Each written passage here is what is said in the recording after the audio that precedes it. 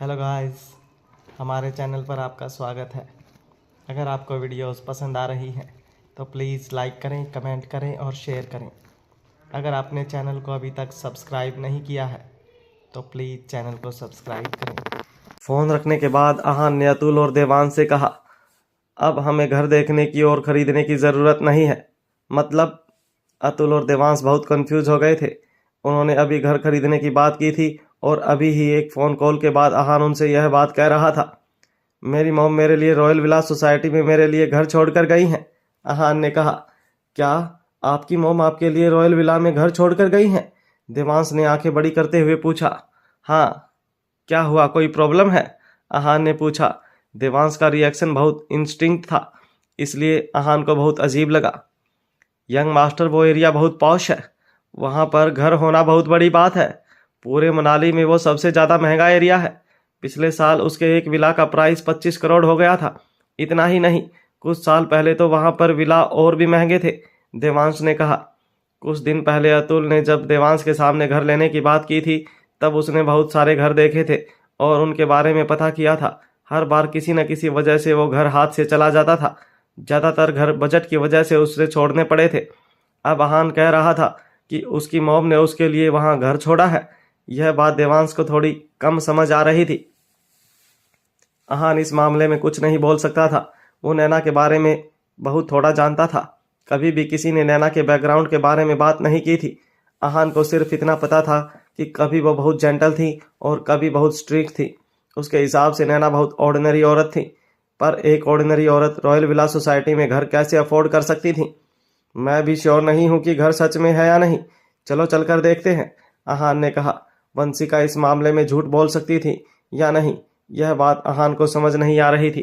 नैना के घर छोड़कर जाने के चांसेस बहुत ज़्यादा थी। आधे घंटे में आहान, अतुल और देवांश रॉयल विला सोसाइटी पहुंचे, पर कुछ सिक्योरिटी गार्ड्स ने उन्हें वहां रोक लिया था। आहान इस वक्त अपनी ऑर्डिनरी कार ड्राइव कर रहा था। तुम्हें नजर नहीं आ रहा कि यह कैसी जगह है? बस घुसते चले आ रहे हो, गार्ड ने आहान को घूरते हुए कहा। घुसते चले आ रहे हो? आहान ने मुंह बनाया। उसके साथ ऐसा पहले भी हुआ था। जब वो पहली बार स्प्रिंग कॉरपोरेशन गया था तब उसे वहां पर कार्तिक कोहली मिला था। आज फिर उसके साथ यह हो रहा था। इडियट, तुम्हें क्या लगता है कि यह सोसाइटी नॉर्मल रेजिडेंट के लिए है?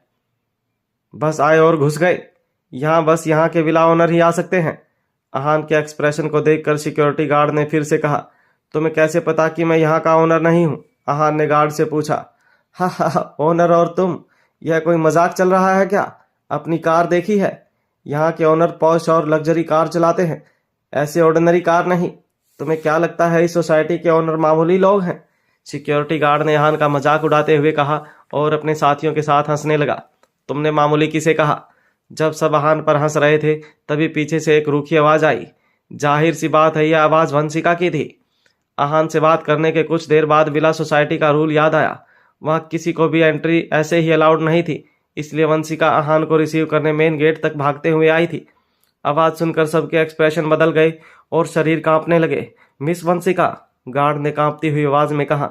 फिर से पूछती हूँ, तुमने मामूली किसे कहा? वंशिका की आवाज इस वक्त बहुत रूखी थी। जिस बात का वंशिका को डर था वही हुआ था। उसने सोचा कि कहीं सिक्योरिटी गार्ड आहान की इंसल्ट ना करें। अब जब वो वहां पहुंची तो वो लोग उस पर हंस रहे थे। मिस वंशिका, मेरा मतलब वो नहीं था। मैं तो बस अपने दोस्त के साथ हंसी मजाक कर रहा था। गार्ड ने बात को संभालने की कोशिश की। दोस्त, तुम्हें क्या लगता है तुम कौन हो? आहान को अपना दोस्त बुलाने की तुम्हारी हिम्मत कैसे हुई? वंशिका ने गुस्से में कहा। वंशिका को बिल्कुल अच्छा नहीं लग रहा था कि यह गार्ड्स आहान को अपना दोस्त बुला रहे थे। यह उसकी नज़र में आहान की डिसरिस्पेक्ट थी। इस वक्त सारे गार्ड्स बहुत हैरान थे। वंशिका ने आज पहली बार किसी और के लिए स्टैंड लिया था। वो हमेशा बहुत अकड़ में घूमती थी क्योंकि वो बेंगलोर के सबसे अमीर आदमी की बेटी थी और इस वक्त रॉयल विला सोसाइटी की ओनर भी थी। पर आज वो आहान का नाम भी बहुत तमीज से ले रही थी, जबकि आहान उन्हें बहुत साधारण लग रहा था। जब उन्होंने आहान की तरफ देखा तब आहान गर्दन हिलाते हुए मुस्कुरा रहा था। तुम और तुम सब, कल से काम पर आने की कोई जरूरत नहीं है। वंशिका ने तुरंत फैसला लिया और उन्हें काम से निकाल दिया। यह बात सुनकर सबके चेहरे तुरंत बदल गए। मिस वंशिका, प्लीज ऐसा मत कीजिए। हम जानते हैं हमसे गलती हुई है, पर हम आज के बाद ऐसा कभी नहीं करेंगे। हमें प्लीज एक मौका दे दीजिए, गार्ड ने कहा। तुम लोगों को मौका चाहिए? दफा हो जाओ यहाँ से, वंशिका ने तेज आवाज में कहा। Miss Vanshika please. कुछ सिक्योरिटी गार्ड्स की तो आंखों में आंसू आ गए थे। वंशिका उन्हें एक मौका और दे दो, आहान ने मुस्कुराते हुए कहा। वंशिका आहान को सरप्राइज वे में देखने लगी। इनकी गलती नहीं है, यह बस अपना काम कर रहे थे। अगर कुछ गलत था तो इनका एटीट्यूड। अब इन्हें इनकी गलती का एहसास हो गया है तो इन्हें माफ कर दो, आहान ने कहा। Thank you mister Aahan, thank you. Aahan को उनकी साइड लेता देख सिक्योरिटी गार्ड्स बहुत खुश हो गए। वंशिका भी शांत हो गई। आहान ने बोला है इसलिए मैं तुम सबको एक मौका और दे रही हूँ, पर ध्यान रखना मैं एक ही गलती 2 बार माफ नहीं करूंगी। कोशिश करना कि आज के बाद कोई गलती ना हो, समझे? वंशिका ने कहा। समझ गए मिस वंशिका, ऐसा फिर कभी नहीं होगा।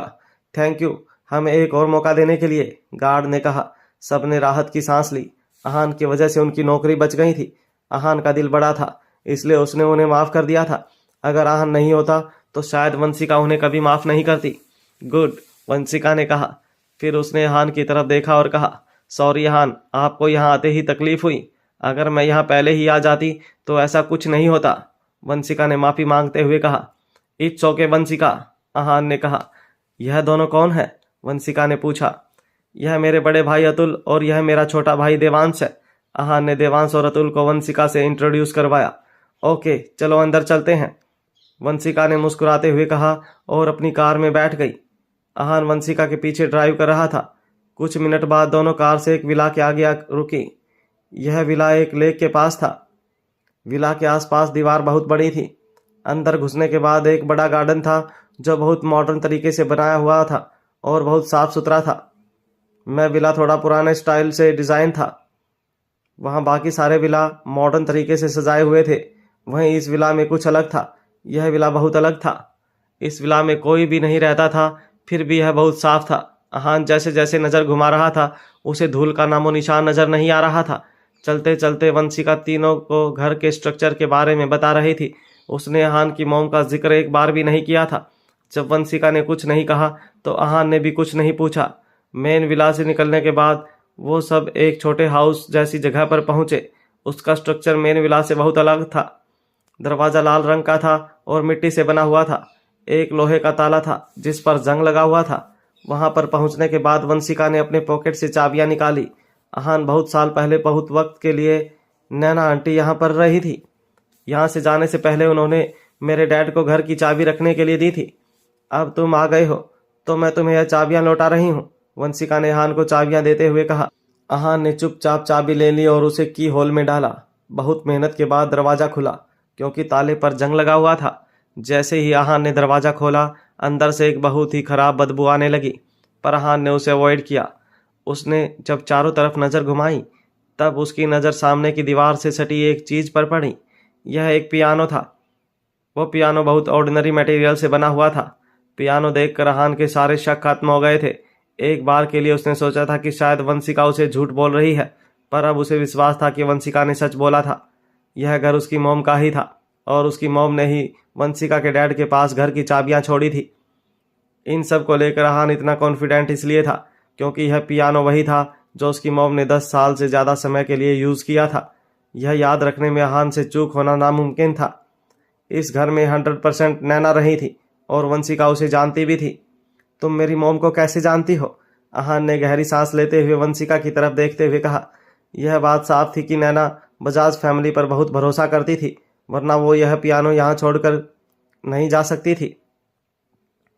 आहान जब तक अपनी मॉम के साथ रहा था उसने कभी भी बजाज फैमिली के बारे में नहीं सुना था।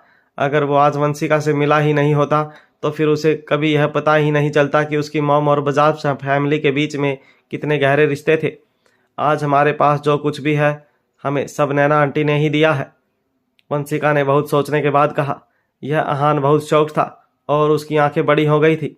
लगभग 20 साल पहले बजाज फैमिली सिर्फ एक मिडिल क्लास फैमिली थी, पर नैना आंटी से मिलने के बाद सब कुछ बदल गया।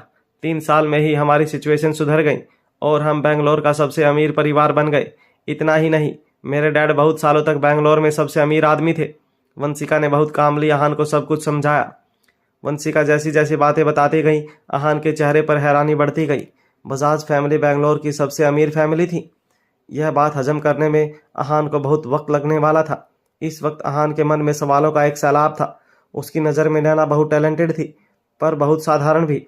पर आज वंशिका जिस तरह से उनके बारे में बात कर रही थी, आहान को एहसास हुआ कि वो बहुत अलग थी। उन्होंने एक मिडिल क्लास फैमिली की मदद की थी, वो भी शहर की सबसे अमीर फैमिली बनने में। ऐसा कोई किसी के लिए कहाँ करता था। नैना आंटी के बिजनेस स्किल्स अमेजिंग थे। मेरे पापा ने मुझे बताया था कि एक बार नैना आंटी ने एक बिजनेस अलायंस शुरू किया था जो देश का नंबर 1 बिजनेस अलायंस बन गया था। जो भी इस अलायंस का हिस्सा थे उन्हें बहुत प्रॉफिट हुआ था। बजाज फैमिली भी इसका हिस्सा थी, पर फिर रायजादा फैमिली की वजह से यह बिजनेस अलायंस टूट गया, वंशिका ने बताया। रायजादा फैमिली? आहान ने पूछा। इन सब में रायजादा फैमिली कहाँ से आ गई थी? उस वक्त नैना आंटी को तुम्हारे डैड से प्यार हो गया था और वो उनसे शादी करना चाहती थी, पर तुम्हारे दादाजी ने उस वक्त नैना आंटी के सामने एक शर्त रख दी थी, वंशिका ने बताया। क्या? आहान ने पूछा। तुम्हारे दादाजी चाहते थे कि नैना आंटी यह बिजनेस अलायंस अपने साथ दहेज के रूप में लेकर आए, वंशिका ने कहा। उनका प्लान तो बहुत अच्छा था, आहान ने कहा। आहान को अब सब समझ आ गया था कि उस वक्त क्या हुआ होगा। नैना ने बिजनेस अलायंस बनाया तो रायजादा फैमिली को चाहिए था। इस बिजनेस अलायंस से रायजादा फैमिली और पावरफुल हो जाती, पर नैना ऐसा नहीं चाहती थी। वो यह बिजनेस अपने साथ रखना चाहती थी। रायजादा फैमिली की बात नहीं मानने के लिए उन्होंने बिजनेस को डिसॉल्व कर दिया था। उस वक्त जो हुआ था वो बहुत कंफ्यूजिंग था। अगर वो वंशिका से नहीं मिला होता तो उसे इस बात सब के बारे में कभी पता ही नहीं चलता। जब उन्होंने बिजनेस अलायंस डिसॉल्व कर दिया तब रायजादा फैमिली को बहुत गुस्सा आया। बिजनेस अलायंस डिसॉल्व होने के अगले दिन नैना आंटी ने कल्पना आंटी से डील की और उनकी शादी आपके डैड से हो गई, वंशिका ने बताया। आहान वंशिका की बात बहुत ध्यान से सुन रहा था।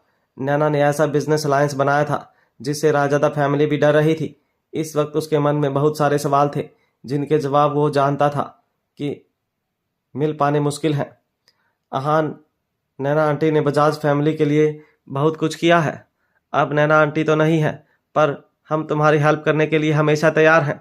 अगर आपको कभी भी मदद की ज़रूरत हो तो हम हमेशा आपके साथ हैं। हमें ज़रूर बताना और हेजिटेट मत करना, वंशिका ने बहुत पोलाइटली कहा। इस वक्त बजाज फैमिली की पोजीशन वैसी नहीं थी जैसी पहले थी, पर फिर भी रायजादा फैमिली से लड़ने में वो आहान की इस तरह मदद कर सकते थे जो कोई सोच भी नहीं सकता था। मुझे जब भी ज़रूरत होगी मैं तुम्हें बता दूंगा, आहान ने कहा। हालांकि जो कुछ भी हो रहा था उसकी मॉम की वजह से हो रहा था, पर फिर भी उसे वंशिका की बातों पर 100% भरोसा नहीं था। किसका मन कैसा हो इसका अंदाज़ा लगाना बहुत मुश्किल था। बजाज फैमिली इतने सालों के बाद भी नैना की वजह से आहान की मदद करना चाहती थी। इस बात पर आहान को विश्वास नहीं हो पा रहा था। सब इसके बाद मेन विला में आ गए। वंशिका ने आहान को चाबी दी और वहां से चली गई। अब इतने बड़े विला में आहान, अतुल और देवांश ही रह गए थे। देवांश, कल एजेंसी जाकर कुछ सर्वेंट्स को हायर करवा लेना, हमें ज़रूरत पड़ेगी, आहान ने कहा। यह विला एक रॉयल विला सोसाइटी का सबसे बड़ा विला था। इसे साफ रखने के लिए उन्हें कुछ सर्वेंट्स की ज़रूरत पड़ने ही वाली थी, इसलिए आहान ने यह काम तुरंत करने को कह दिया था। ओके यंग मास्टर, यह काम कल सुबह ही हो जाएगा, देवांश ने कहा। देवांश इतने बड़े घर में रहने के लिए बहुत एक्साइटेड था। उसने इतना लग्जूरियस विला पहली बार देखा था। इसके बाद देवांश वहां से चला गया। आहान, तुम्हारी मॉम इतनी सिंपल नहीं थी, देवांश के जाने के बाद अतुल ने कहा। वो विला बहुत सिंपल नहीं था। आहान ने अतुल की बात से एग्री किया। आहान के एक्सप्रेशन देखकर कोई भी समझ सकता था कि वंशिका ने यह सारी बातें बताकर आहान के सामने उसकी मॉम का नया रूप ला दिया था। आहान के लिए उसकी मॉम हमेशा से बस एक हाउसवाइफ और ऑर्डिनरी औरत थी। इसके अलावा उनमें थोड़ा बहुत टैलेंट था, पर आज उसे पता चला था कि वो बिजनेस में इतनी स्किल्ड थी कि रायजादा फैमिली भी उनसे डरती थी। उन्होंने पूरे बिजनेस वर्ल्ड में अपने अलायंस की वजह से अपना लोहा मनवा लिया था। इतना ही नहीं, वो स्ट्रांग और इंडिपेंडेंट भी थी। तुमने क्या बताया था कि तुम्हारी मॉम की मौत कैसे हुई थी? अतुल से रहा नहीं गया, इसलिए उसने पूछ लिया। उसके हिसाब से इतनी पावरफुल औरत की मौत इतनी आसानी से नहीं हो सकती थी। हालांकि आहान ने उसे बताया था कि उसने अपनी मॉम को मरते हुए अपनी आंखों से देखा था, पर फिर भी अतुल को कुछ अजीब लग रहा था। अपनी बीमारी की वजह से, आहान ने मुंह बनाते हुए कहा। मॉम को अजीब सी बीमारी थी। यह हर महीने पूर्णिमा के दिन होती थी और जब भी होती थी मॉम की थोड़ी सी जान ले लेती थी। लास्ट अटैक 3 साल पहले हुआ था। उस वक्त पूरा रायजादा परिवार उनके पास ही था। मॉम की तबीयत बहुत ख़राब थी। मैंने आदित्य रायजादा से मदद मांगी थी, पर उन्होंने मेरी मदद नहीं की थी। उन्होंने कहा कि मेरी मॉम बहुत बीमार है और उनके हाथ में कुछ नहीं है। आहान ने याद करते हुए अतुल को सब बताया। तुमने हॉस्पिटल जाकर चेक करवाया कि उनको क्या बीमारी थी? अतुल ने पूछा। अतुल को विश्वास नहीं हो रहा था कि नैना को एक ऐसी कौन सी बीमारी थी जो आदित्य ठीक नहीं करवा सकता था, क्योंकि उसके पास बहुत सारा पैसा और पावर था। इतना ही नहीं, आदित्य मार्शल आर्ट मास्टर भी था, इसलिए उसके पास हर बीमारी का इलाज होना ही था। नहीं, वो हॉस्पिटल नहीं जाना चाहती थी। उन्होंने कहा कि हॉस्पिटल में डॉक्टर उनका इलाज नहीं कर सकते थे। अहान ने कहा, अजीब बात है, ऐसी कौन सी बीमारी हो सकती है जो हॉस्पिटल में डॉक्टर्स को पता ना चले। अतुल ने कहा। उसके दिमाग में इस वक्त यह चल रहा था कि कहीं ऐसा तो नहीं कि नैना मरी ही ना हो और जिंदा हो। कॉमर्शियली और फाइनेंशियली इतनी पावरफुल लेडी सिर्फ ऐसी बीमारी की वजह से मर नहीं सकती थी। अतुल के चेहरे पर इस वक्त बहुत अजीब एक्सप्रेशन थे। तुम्हें लगता है कि मेरी मॉम जिंदा है? अहान ने पूछा। अतुल का एक्सप्रेशन देखकर अहान समझ गया था कि उनके मन में क्या चल रहा है। अहान को भी शक था, पर उसने इस बारे में कभी गौर से सोचा नहीं था। पर आज जब वंशिका ने उसे उसकी मॉम के बारे में यह सब बताया, तब वो फिर से यह सोचने पर मजबूर हो गया। हो सकता है तुम्हारी मॉम ने मरने का नाटक किया हो, अतुल ने कहा। अतुल ने जो कहा था इसका मतलब यह नहीं था कि वो जिंदा हो, और ना ही यह था कि वो मर गई हो। मरने का नाटक? अहान ने सोचा। अतुल जो बोल रहा था उसके सही होने के चांसेस बहुत ज़्यादा थे। नैना ऐसा कर सकती थी क्योंकि उनकी मौत बहुत अचानक से हुई थी, पर वो ऐसा क्यों करेगी? रायजादा फैमिली से छुटकारा पाने के लिए, या फिर किसी और कारण की वजह से? हो सकता है, अतुल ने कहा। अहान और अतुल दोनों कड़ी से कड़ी मिलान की कोशिश कर रहे थे। तभी अचानक से अतुल ने कहा, अहान, वो आउट हाउस में जो पियानो है वो तुम्हारी मॉम तुम्हारे लिए छोड़ कर गई है ना? वो पियानो मेरी मॉम का ही है, अहान ने कहा। उसे नहीं पता था कि वो पियानो वहां पर क्यों था। तुमने कभी सोचा है कि वो पियानो ही क्यों छोड़ कर गई है तुम्हारे लिए? अतुल ने पूछा। नहीं, अहान ने कैजुअली कहा। पर फिर जब उसने अतुल को कुछ गहराई में सोचते हुए देखा, तब उसने पूछा, क्या बात है अतुल, तुम्हें लगता है कि पियानो में कुछ है? हाँ, मुझे लगता है कि तुम्हारी मॉम यह विला नहीं बल्कि यह पियानो छोड़कर गई हैं। जरूर उसमें कुछ है जो वो तुम्हें बताना चाहती हैं, अतुल ने कहा। अच्छा, चलो चलकर देखते हैं, अहान ने कहा। इसके बाद दोनों आउट हाउस में पहुंचे। वहां पहुंचकर अहान और अतुल पियानो को अच्छी तरह से देखने लगे और उसमें नैना का छिपा कोई मैसेज ढूंढने लगे। तभी अहान को बेस ब्रिज में एक छोटा सा बॉक्स मिला। अहान के चेहरे के एक्सप्रेशन बिल्कुल बदल गए थे। क्या तुम्हें कुछ मिला है अहान? अतुल ने पूछा। अभी अतुल ने बस अंदाजा लगाया था कि हो सकता है नैना उसके लिए पियानो में कुछ छोड़कर गई हो, और अहान को कुछ मिल भी गया था। अहान ने कुछ कहा नहीं बल्कि उस बॉक्स को निकाला और उसे खोला। उसमें से अहान को एक पीला पड़ चुका पेपर मिला। वो एक मैप था। बहुत वक्त से किसी ने उसे छुआ नहीं था, इसलिए उस पर हल्की मिट्टी लगी हुई थी। अहान ने उस मैप को निकाला और पियानो पर बिछा दिया। उसके बाद अहान ने मैप को बहुत ध्यान से देखा। इस वक्त उसकी नज़र कुछ शब्दों पर पड़ी। हेवंसरेलम। इस बार अतुल के चेहरे का एक्सप्रेशन बदल गया था। उसका इतना हड़बड़ाया हुआ देखकर अहान ने तुरंत अतुल से पूछा, तुमने इसके बारे में पहले सुना है? हाँ, अतुल ने कहा। तुमने इसके बारे में कहाँ पर सुना है? अहान ने पूछा। उस वक्त मैं बहुत छोटा था, लगभग 17-18 साल का। एक रात मैं अपने मास्टर के साथ रास्ते में था, तब अचानक से बहुत तेज बारिश होने लगी। बारिश से बचने के लिए मैं और मेरे मास्टर के पास एक मंदिर में चले गए। तब हमें वहाँ कुछ लोग मिले जो हमारी तरह बारिश से बचने के लिए वहाँ रुके हुए थे।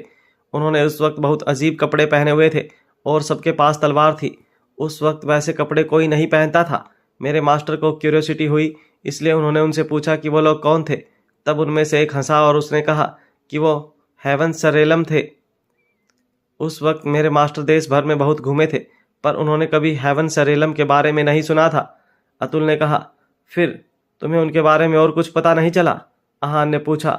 मेरे मास्टर ने उनसे पूछा कि वो कहाँ से आए हैं और कौन से शहर से हैं। तब उन्होंने बताया कि वो किसी शहर के नहीं हैं, बल्कि उनकी एक अपनी अलग दुनिया है, बिल्कुल वैसी जिसे हम स्वर्ग कहते हैं, अतुल ने कहा। स्वर्ग? फिर क्या हुआ? अहान ने कन्फ्यूजन में पूछा। फिर क्या? मेरे मास्टर को लगा कि वो मजाक कर रहे हैं, इसलिए उन्होंने उनसे आगे कोई सवाल नहीं किया। अगली सुबह जब हम उठे तब वो लोग वहाँ से जा चुके थे। इसके बाद मेरे मास्टर ने इसके बारे में ज़्यादा नहीं सोचा, पर मैंने उसके बारे में बहुत सोचा। जब उन्होंने कहा कि वो हेवंसरेलम से हैं, तब वो झूठ नहीं बोल रहे थे, और ना उनका पहनावा ऐसा था जैसा उस वक्त के लोगों का होता था।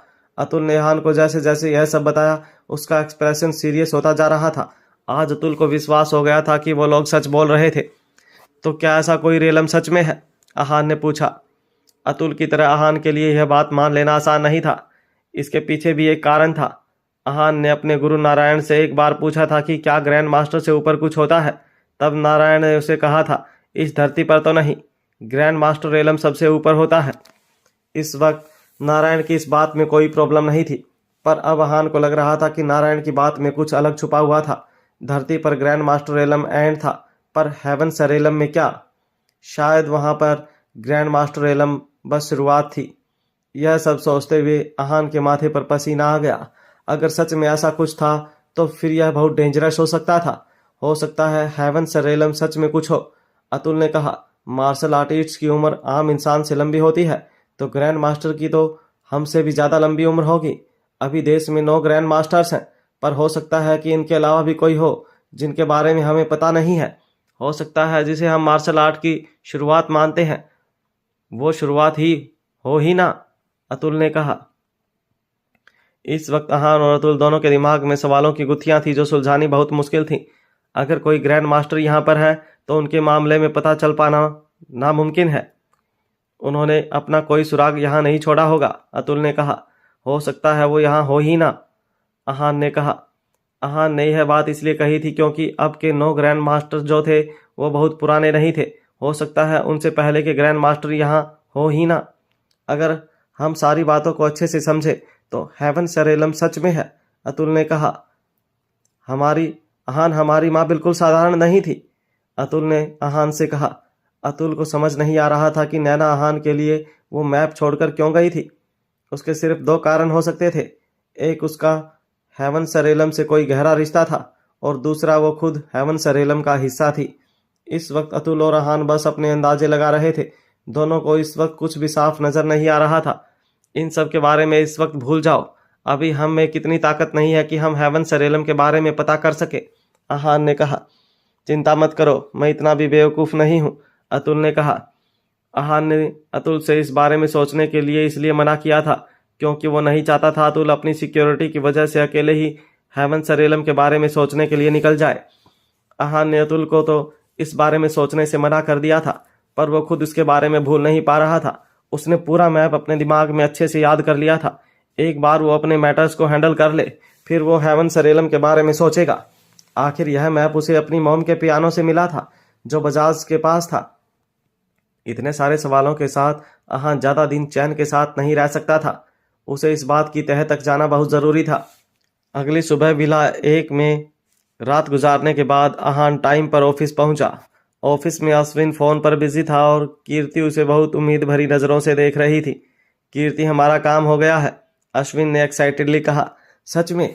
कीर्ति बच्चों की तरह उछलने लगी। हाँ ब्रदर, देव मेरे बहुत अच्छे दोस्त हैं। उन्होंने मुझसे कहा कि मैं गीत कपूर की बर्थडे पार्टी में आ सकता हूँ, बाकी सब वो संभाल लेंगे, अश्विन ने कहा।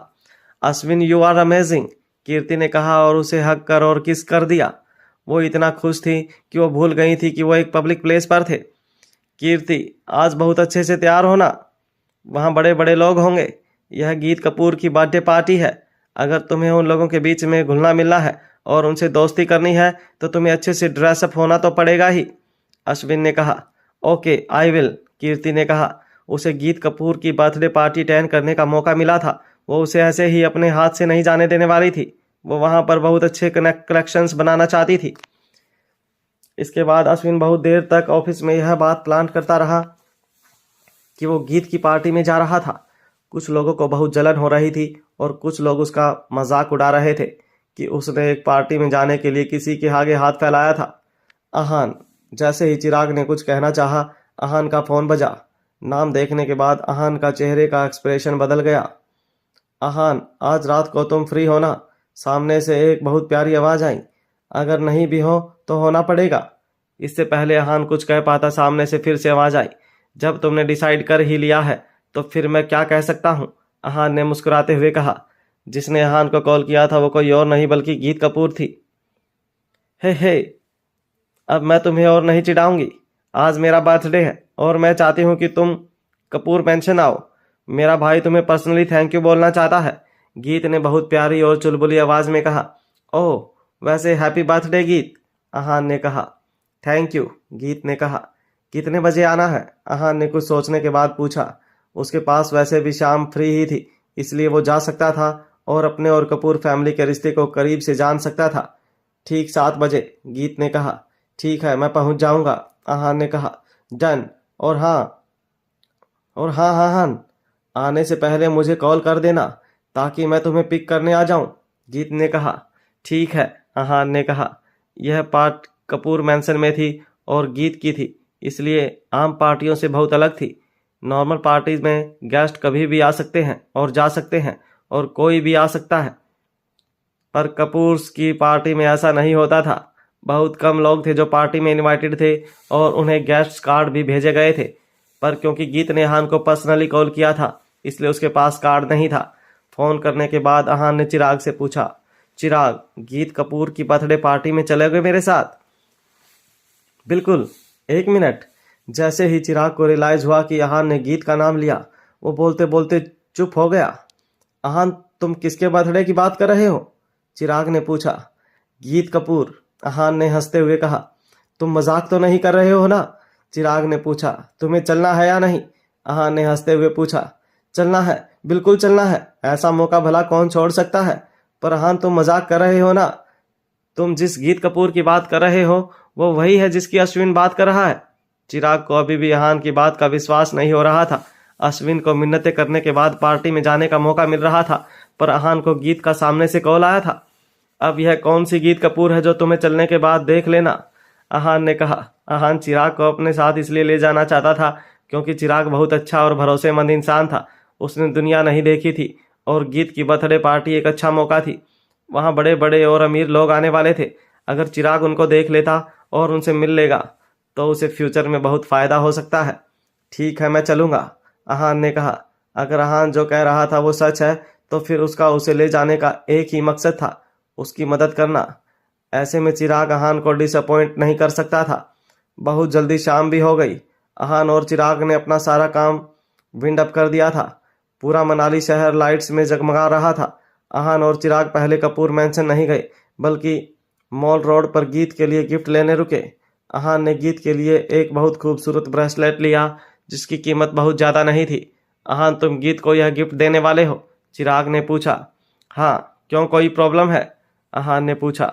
हाँ अहान, गीत देश की सबसे पॉपुलर सेलिब्रिटी है। यह ब्रेसलेट उनके लिए बाहर आम है।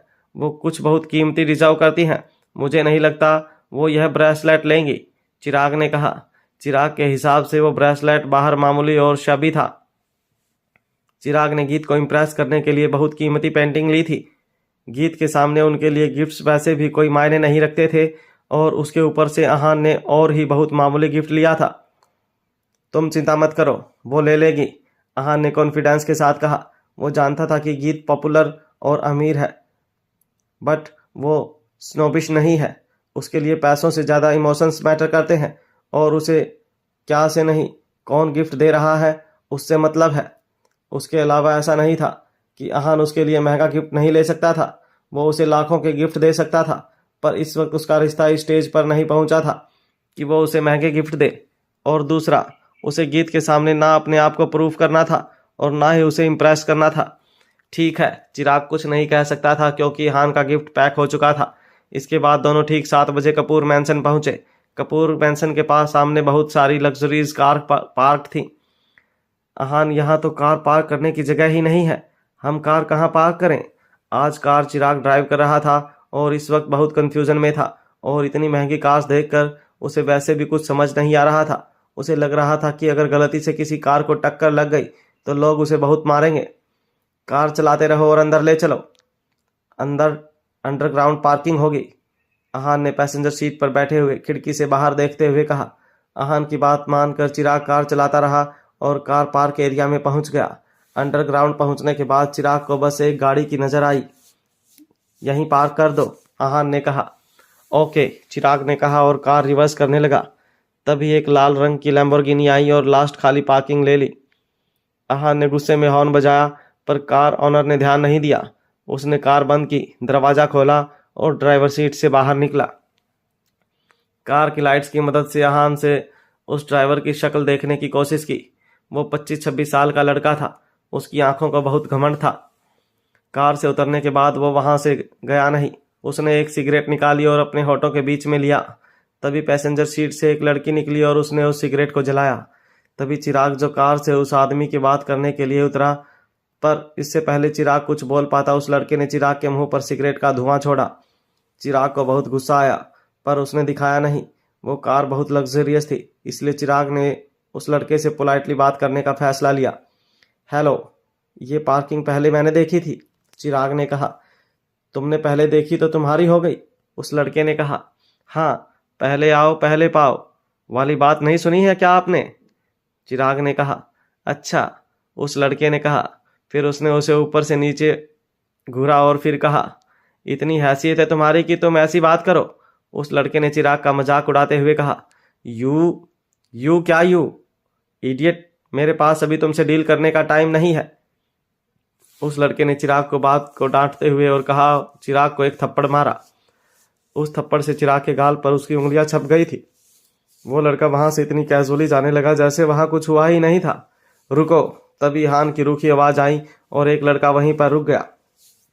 वो पीछे मुड़ा और उसने हान की तरफ एक बहुत अजीब एक्सप्रेशन के साथ देखा। तुम्हें अपने चेहरे की कोई परवाह है या नहीं, उस लड़के ने पूछा। इससे माफी मांगो, हान उस लड़के के सामने आया और उसने रूखी आवाज में कहा। इससे माफी मांगो, उस लड़के ने कहा। उसे ऐसा लग रहा था जैसे उसने कोई जोक सुन लिया था। और अगर मैं तुम्हारी बात ना मानूं तो, उस लड़के ने घमंड के साथ कहा।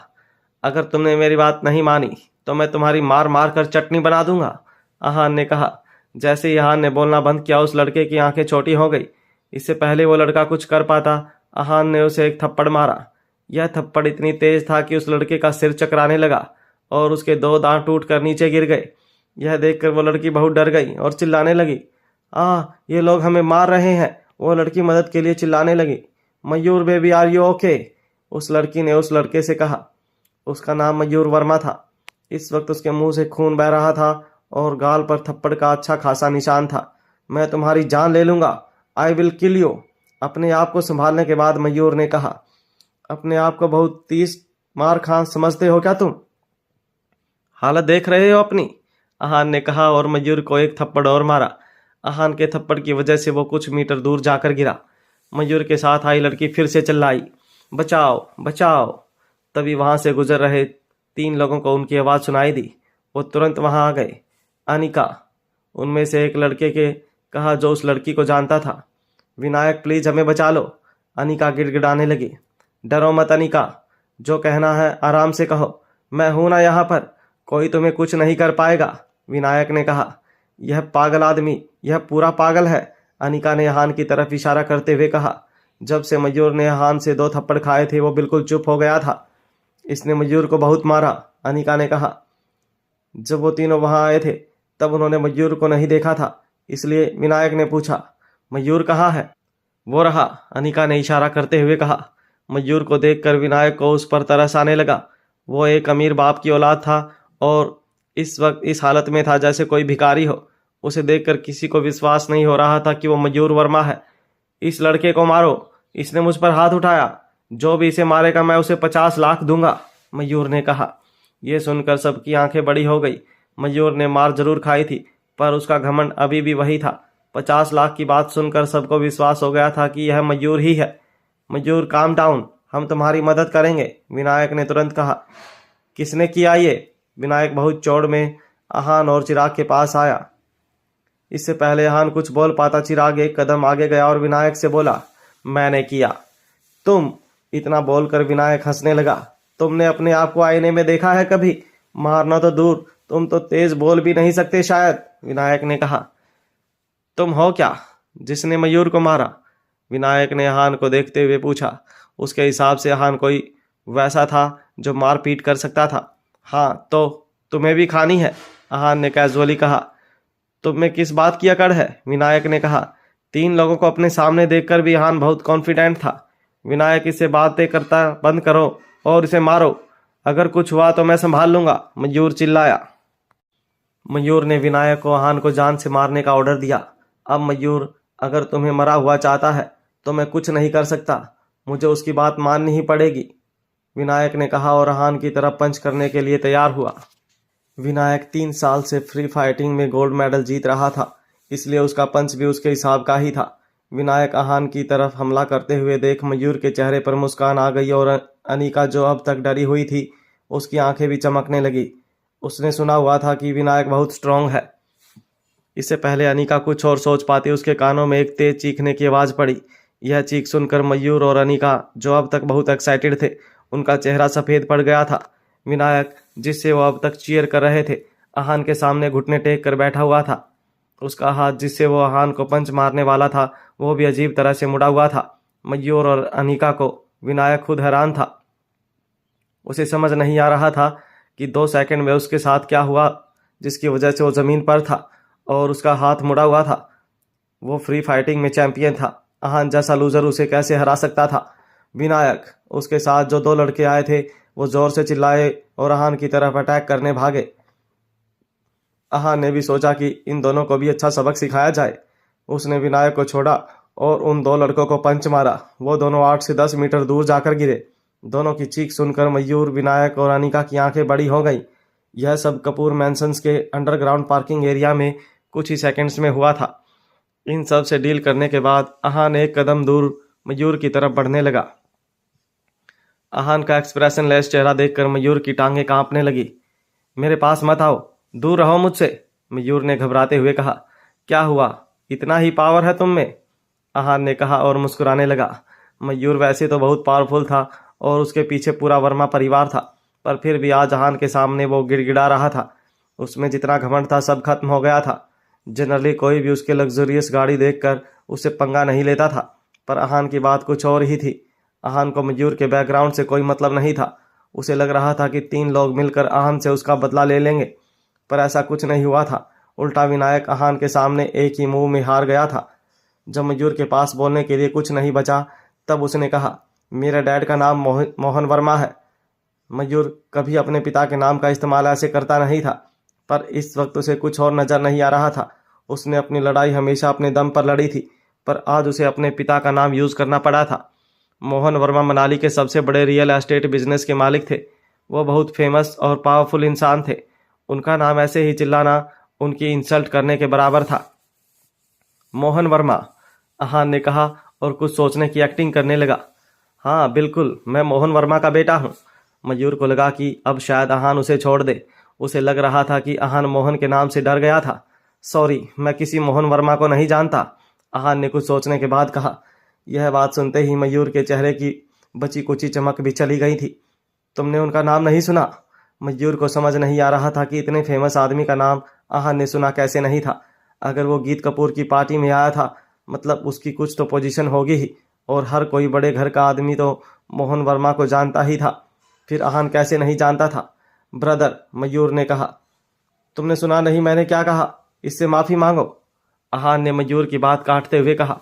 अगर मयूर किसी राजा का बेटा होता, तब भी उसे आज चिराग से माफ़ी मांगनी ही पड़ती। आहान का ऐसे एटीट्यूड था। आहान इस बात को नहीं यहीं जाने देते हैं, चिराग ने कहा। आहान भले ही नहीं जानता था कि मोहन कौन है, पर चिराग अच्छे से जानता था। वो रियल एस्टेट किंग था और उसके पास बहुत पैसा और पावर था। अगर मयूर सच में उनका बेटा था, तो चिराग जानता था कि वो किसी मुसीबत में फंस सकते थे। मयूर, जो इस वक्त कन्फ्यूजन में था, वो कुछ नहीं बोल पाया, इसलिए चिराग ने कहा। चिराग को इतना डरा हुआ देखकर मयूर को बहुत खुशी हो रही थी, पर उसकी खुशी ज़्यादा देर तक नहीं टिकी। जब मयूर ने सोचा कि शायद आहान अपने दोस्त की बात मान लेगा, तब आहान ने रूखी आवाज़ में कहा, बिल्कुल नहीं, हम इस मामले को ऐसे ही नहीं जाने देंगे। पर आहान, चिराग ने कुछ कहना चाहा, पर आहान ने उसे बीच में रोक दिया। चिराग, एक बात बताओ, आज इसने तुम्हें थप्पड़ मारा है, तब तुम इस बात को जाने देने के लिए कह रहे हो? कल यह तुम्हें जान से मारने की कोशिश करेगा, तब क्या करोगे? आहान ने पूछा। मैं आहान के एक्सप्रेशन लेस चेहरे की वजह से चिराग की जुबान लड़खड़ाने लगी, पर वो इस सवाल को ध्यान से सोचने लगा। अगर आज चिराग ने कुछ नहीं कहा, तो फिर मयूर उसे दोबारा बुली करेगा और यह हमेशा बढ़ता ही जाएगा। एक दिन शायद ऐसा आए जब वो उसे जान से ही मार दे। मैं समझ गया आहान, चिराग ने अपने दांत पीसते हुए कहा। आज वो हार नहीं मान सकता था, उसे मयूर की बदतमीजी का जवाब देना ही था। जब मयूर सोचने की कोशिश कर रहा था कि चिराग के दिमाग में क्या चल रहा है, तभी उसके गाल पर एक करारा थप्पड़ लगा। मयूर अंदर तक हिल गया। जिसे उसने थप्पड़ मारा था वो चिराग था। तुम्हारी इतनी हिम्मत, मयूर ने कहा। इससे पहले मयूर कुछ और कह पाता, चिराग ने उसे एक और थप्पड़ मारा। इस थप्पड़ से मयूर जमीन पर गिर गया। चिराग की हिम्मत देखकर सब हैरान थे। बस अगर कोई खुश था तो वो हान था। तुम खुद को समझते क्या हो, चिराग चिल्लाया। चिराग नहीं जानता था कि इन 2 थप्पड़ का अंजाम क्या होने वाला है, पर उसे इतना ज़रूर पता था कि यह थप्पड़ मारकर उसे बहुत सुकून मिला था। पहले जब मयूर ने चिराग की जगह खड़ी गाड़ी पार्क करके उसे थप्पड़ मारा, तब मयूर को उम्मीद नहीं थी कि ऐसा कुछ हो जाएगा। वो ज़मीन पर गिरे हुए चिराग को देख रहा था। वो हान के बारे में नहीं जानता था, इसलिए उसे हान से मार खाना इतना बुरा नहीं लग रहा था जितना चिराग से मार खाना लग रहा था। उसे साफ नजर आ रहा था कि चिराग एक मामूली सा वर्कर है जिसका कोई बैकग्राउंड नहीं है। बस आहान के साथ की वजह से वो उसे मार पाया था। कैसा लग रहा है, आहान ने हंसते हुए पूछा। आहान खुश था कि चिराग ने उसकी बात का मान रखा और उसे डिसअपॉइंट नहीं किया। आहान चाहता था कि चिराग अपने लिए स्टैंड लेना सीखे। उसने कहा, बहुत अच्छा, चिराग ने खुशी से कहा। उसने कभी सोचा भी नहीं था कि वो किसी अमीर बाप के बेटे को एक नहीं बल्कि 2 थप्पड़ मारेगा। इस फीलिंग को हमेशा याद रखना। साथ में यह भी याद रखना कि कभी किसी को कभी खुद को बुली मत करने देना, आहान ने चिराग से कहा। आहान जानता था कि आज के बाद चिराग अपने लिए अच्छे से स्टैंड ले सकता है। मैं हमेशा याद रखूंगा, चिराग ने कहा। उसकी आवाज़ में आज अलग कॉन्फिडेंस था। वो आहान की तरफ बहुत ग्रेटफुल था क्योंकि वो जानता था आहान ने ऐसा क्यों किया था। उसके साथ ही चिराग यह भी समझ गया था कि आहान कोई मामूली इंसान नहीं है। मयूर से कंपेयर्ड आहान बहुत बड़ा और इन्फ्लुएंशियल था। मयूर को थप्पड़ मारने के बाद और आहान के साथ की वजह से चिराग का कॉन्फिडेंस बहुत बढ़ गया था। वो मयूर के पास गया और उसके पॉकेट से कार कीज निकाली और उसकी कार हटाकर वहां आहान की कार पार्क कर दी। इसके बाद दोनों प्राउडली पार्किंग से बाहर आ गए। मयूर, विनायक, अनिका और बाकी दोनों लड़के कुछ नहीं कर पाए और बस उन्हें जाता हुआ देख रहे थे। थैंक यू आहान, चिराग ने कहा। वो खुश था क्योंकि आहान की वजह से उसमें कॉन्फिडेंस आ गया था। अब वो अपने प्रॉब्लम्स खुद हैंडल कर सकता था। मुझे थैंक यू बोलने की ज़रूरत नहीं है, तुम कैपेबल हो इसलिए यह सब कर पाए, आहान ने कहा। आहान जानता था चिराग कुछ भी कर सकता था, बस इन सब झंझट में पड़ना नहीं चाहता था, इसलिए उसे मैटर छोड़ देना आसान लगता था। दोनों जब मैंसन के एंट्रेंस पर पहुंचे तब वहां पर बहुत सारे लोग थे। सबके हाथ में इनविटेशन कार्ड था और सब बहुत टाइट सिक्योरिटी चेक से गुजरते हुए मैंसन में जा रहे थे। सबके हाथ में इनविटेशन कार्ड देखकर चिराग बेचैन हो गया क्योंकि आहान के पास कार्ड नहीं था। जैसे ही चिराग ने आहान से कुछ पूछना चाहा, आहान ने फ़ोन निकाला और गीत को कॉल किया। गीत, मैं आ गया हूँ, आहान ने कहा। आहान, सॉरी, मुझे कुछ ज़रूरी काम आ गया है, मैं तुम्हें लेने नहीं आ पाऊंगी, पर मैं हाउसकीपर सिवेश को तुम्हें पिक करने के लिए भेज रही हूँ। आई होप इट्स ओके, गीत ने कहा। इस वक्त तो बहुत गिल्टी फील कर रही थी क्योंकि आहान को बुलाकर वो उसे पिक करने नहीं जा पा रही थी। नो प्रॉब्लम, मैं और मेरा दोस्त गेट पर ही हैं, हाउसकीपर सिवेश के बाहर आते ही हम उन्हें दिख जाएंगे, आहान ने कहा। ओके, हाउसकीपर सिवेश बस आ ही रहे हैं, गीत ने कहा। ओके, आहान ने मुस्कुराते हुए कहा। जब आहान ने फ़ोन रखा तब चिराग ने चैन की सांस ली। जब गीत किसी को उन्हें पिक करने के लिए भेज रही थी, फिर उन्हें किसी इनविटेशन कार्ड की ज़रूरत नहीं थी। कुछ मिनट बाद वहां पर एक काले सूट में अधेड़ उम्र का आदमी आया। वो बहुत वेल ग्रूम्ड था। हाउसकीपर सिवेश, वहां मौजूद सभी सिक्योरिटी गार्ड्स ने कहा और रिस्पेक्टफुली अपनी गर्दन झुका ली। सिवेश ने भी सबको स्माइल के साथ ग्रीट किया और फिर आहान और चिराग की तरफ बढ़ा। उसने आहान को ग्रीट किया। Hello mister Aahan. Hello, Aahan ने भी स्माइल के साथ कहा। मिस गीत थोड़ा बिजी हैं, इसलिए वो आपको रिसीव करने नहीं आ पाई और उन्होंने मुझे भेजा है, सिवेश ने कहा। Sorry for the trouble, housekeeper Sivesh, Aahan ने कहा। आहान सिवेश का रुतबा जान गया था। वो कपूर मैंसन में बहुत हाई पोजीशन पर था और सब उसके सामने रिस्पेक्टफुली झुक रहे थे, इसलिए आहान ने भी उससे बहुत पोलाइटली स्माइल करते हुए बात की। गीत ने सिवेश को भेजा था, यही बहुत बड़ी बात थी। इसकी कोई ज़रूरत नहीं है mister Aahan, I am happy to help you, Sivesh ने कहा। फिर उसने चिराग की तरफ देखा और आहान से पूछा, मिस्टर आहान, यह कौन है? यह मेरा फ्रेंड है, चिराग, आहान ने कहा। हेलो मिस्टर चिराग, सिवेश ने स्माइल करते हुए कहा। अगर वो आहान के साथ आया है, इसका मतलब साफ था कि उसे चिराग को भी वैसे ही ट्रीट करना है जैसे वो आहान को कर रहा था। हेलो, चिराग ने कहा।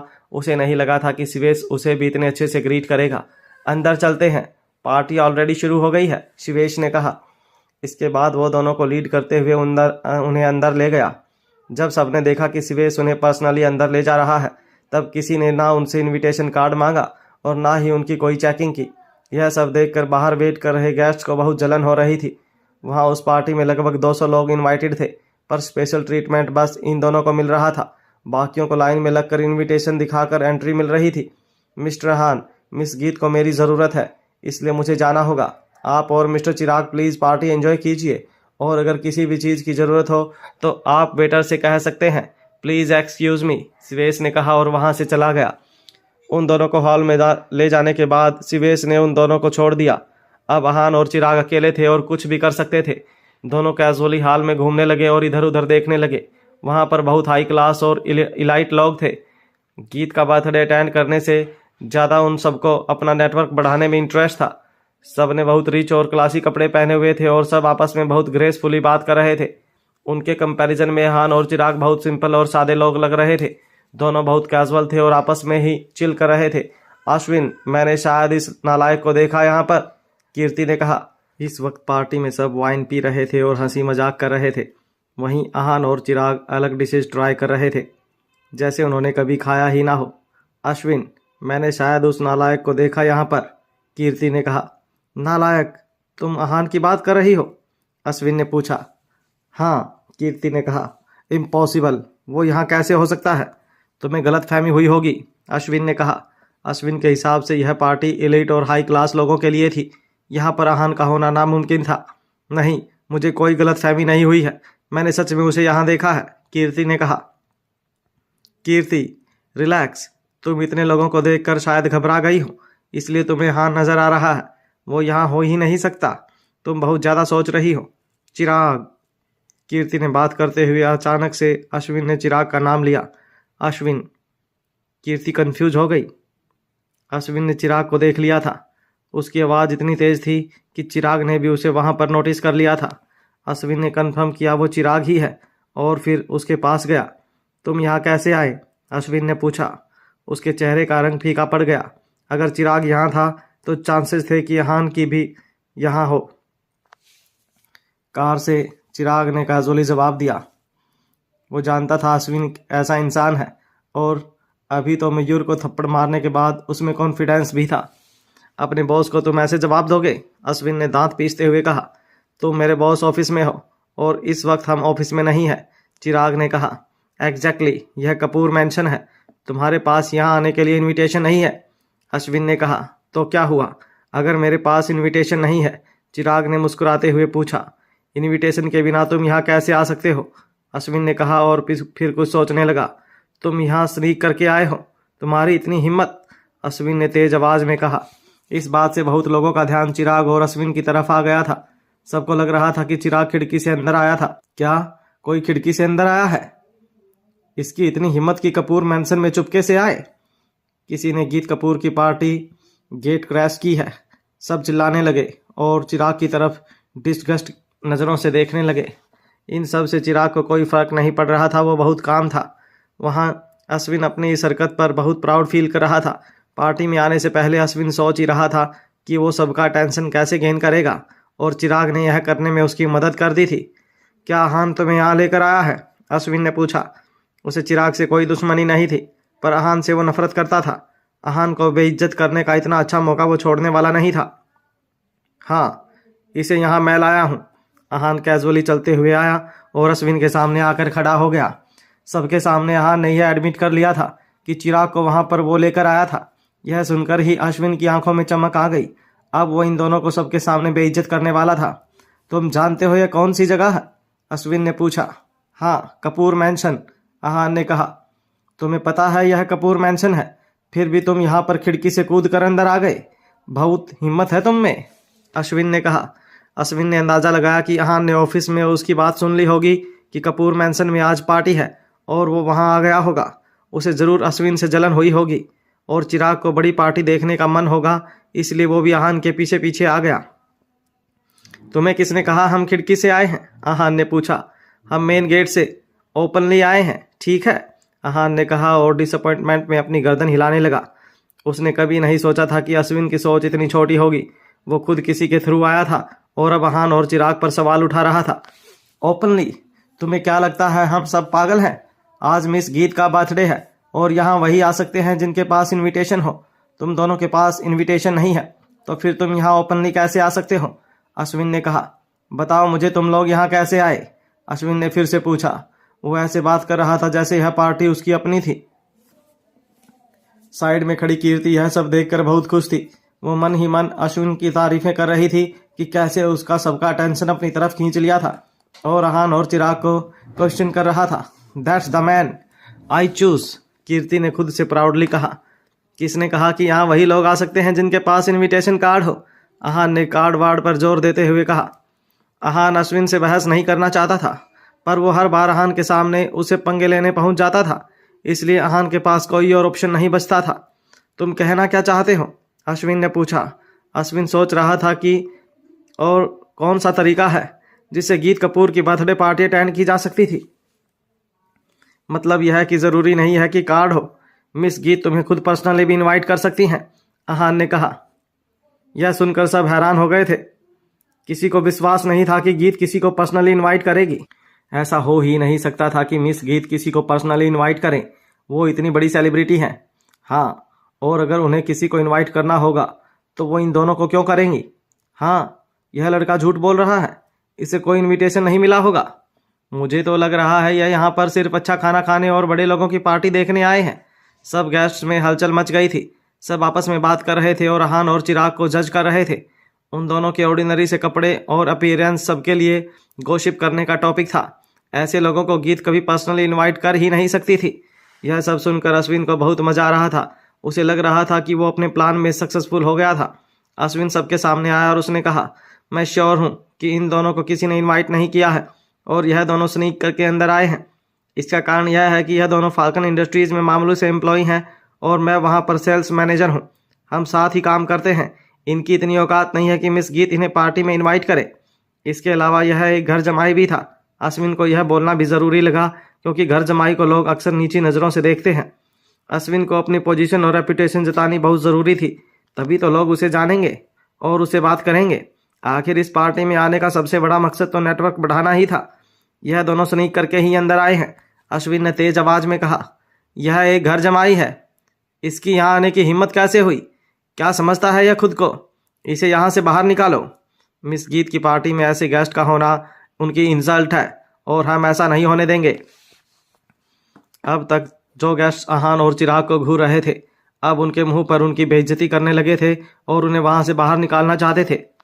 देख ली अपनी औकात, कोई नहीं चाहता कि तुम इस पार्टी में रहो, तुम यहाँ बिलोंग ही नहीं करते, अश्विन ने अहान और चिराग को ताना मारते हुए कहा। इतनी हलचल की वजह से कुछ सिक्योरिटी गार्ड्स वहां पर आ गए। सब अहान और चिराग के पास गए और उनसे कहा, सर क्या मैं आपका इनविटेशन कार्ड देख सकता हूँ? एक ने कहा, इनके पास इनविटेशन कार्ड नहीं है। इससे पहले अहान और चिराग कुछ कह पाते अश्विन ने कहा, पर उस सिक्योरिटी गार्ड ने अश्विन को इग्नोर किया और अहान और चिराग की तरफ देखा। हमारे पास इनविटेशन कार्ड नहीं है, अहान ने कहा। अगर तुम्हारे पास इनविटेशन कार्ड नहीं है तो फिर तुम दोनों अंदर कैसे आए? सिक्योरिटी गार्ड ने पूछा। हाउसकीपर शिवेश, अहान ने कहा। जब सिक्योरिटी गार्ड से एक दूसरे को कन्फ्यूजन में देखने लगे तब चिराग ने कहा, हाउसकीपर शिवेश हमें अंदर लेकर आए हैं। नॉनसेंस, ऐसा हो ही नहीं सकता कि यह हाउसकीपर शिवेश को जाने, यह झूठ बोल रहे हैं, अश्विन ने फिर से बीच में कहा। जब वो मैंसन में घुसा था तब उसने देखा था कि हाउसकीपर शिवेश बहुत रिस्पेक्टेड थे।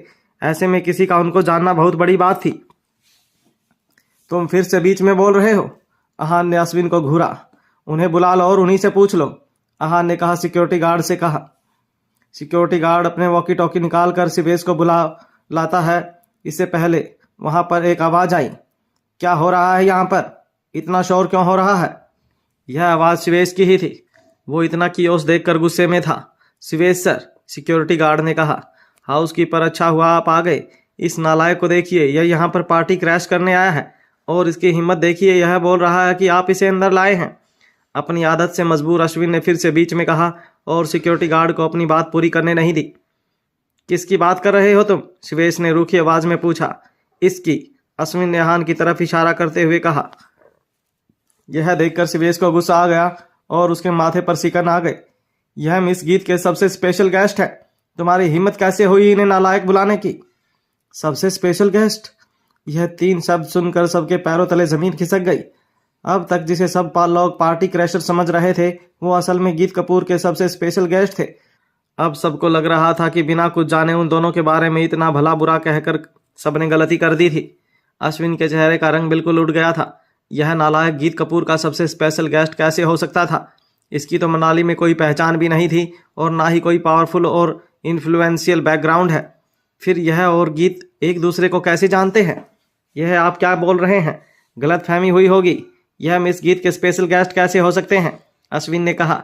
उसे इस बात पर बिल्कुल विश्वास नहीं हो रहा था। शट अप, मुझे कोई गलत फहमी नहीं हुई है। मैं अच्छे से जानता हूं मैं क्या बोल रहा हूं। शिवेश ने अश्विन को गुस्से में घूरते हुए कहा। मिस्टर हान, mister Chirag, I am sorry, मेरी लापरवाही की वजह से आपको तकलीफ हुई। शिवेश ने हान से माफ़ी मांगते हुए कहा। सब हैरान थे। शिवेश की पोजीशन से कोई भी अनजान नहीं था। एक तरह से वो कपूर फैमिली का स्पोक्स पर्सन था। इस वक्त वो हान से माफ़ी मांग रहा था, वो भी अपनी गर्दन झुकाकर, बहुत सिंसियरली। इसका मतलब हान की कुछ तो पोजीशन थी जिससे सब अनजान थे। कोई बात नहीं हाउसकीपर शिवेश, इसमें कोई बड़ी बात नहीं है, अहान ने मुस्कुराते हुए कहा। मैं इसे अच्छे से जानता हूँ। He enjoys creating problems, Ahaan ने अश्विन की तरफ इशारा करते हुए उसे ताना मारते हुए कहा। यह सुनकर अश्विन बहुत एम्बैरस हो गया। सर, क्या मैं आपका इनविटेशन कार्ड देख सकता हूँ? शिवेश ने अश्विन से कहा। मेरे पास इनविटेशन कार्ड नहीं है, अश्विन ने कहा। पर इससे पहले अश्विन कुछ बोल पाता, सब उस पर हंसने लगे। इसके खुद के पास इनविटेशन कार्ड नहीं है और यह मिस गीत के गेस्ट के साथ बदतमीजी कर रहा था। आजकल कैसे लोग होते हैं, उन्हें खुद का ध्यान तो रहता नहीं, बस दूसरों पर कीचड़ उछालना शुरू कर देते हैं। जो लोग अब तक अश्विन की साइड ले रहे थे वही लोग अब उसके खिलाफ बोल रहे थे। यह सब देखकर कीर्ति का चेहरा भी सफ़ेद पड़ गया था। उन दोनों के पास इनविटेशन कार्ड नहीं था। कार्ड नहीं है, फिर आप यहाँ कैसे आए? शिवेश ने पूछा। हम यहाँ मिस्टर देव के साथ आए हैं, अश्विन ने कहा। इस वक्त वो बहुत एम्बैरस था। उसने कभी नहीं सोचा था कि उसके साथ सबके सामने ऐसा होगा। उसके माथे पर पसीना आ रहा था और वह बहुत घबरा रहा था। देव, यह मिस्टर देव कौन है? शिवेश ने कहा। तभी वहाँ एक आदमी आया। हाउसकीपर शिवेश, यह मेरे साथ आया है, उस आदमी ने कहा। ओह, देव शर्मा, शिवेश ने कहा। ऐसे ही किसी को भी मत लेकर आना अगली बार, शिवेश ने बहुत पोलाइटली देव से कहा। हेलो मिस्टर हान से माफ़ी मांगो, देव ने अश्विन की तरफ देखते हुए कहा।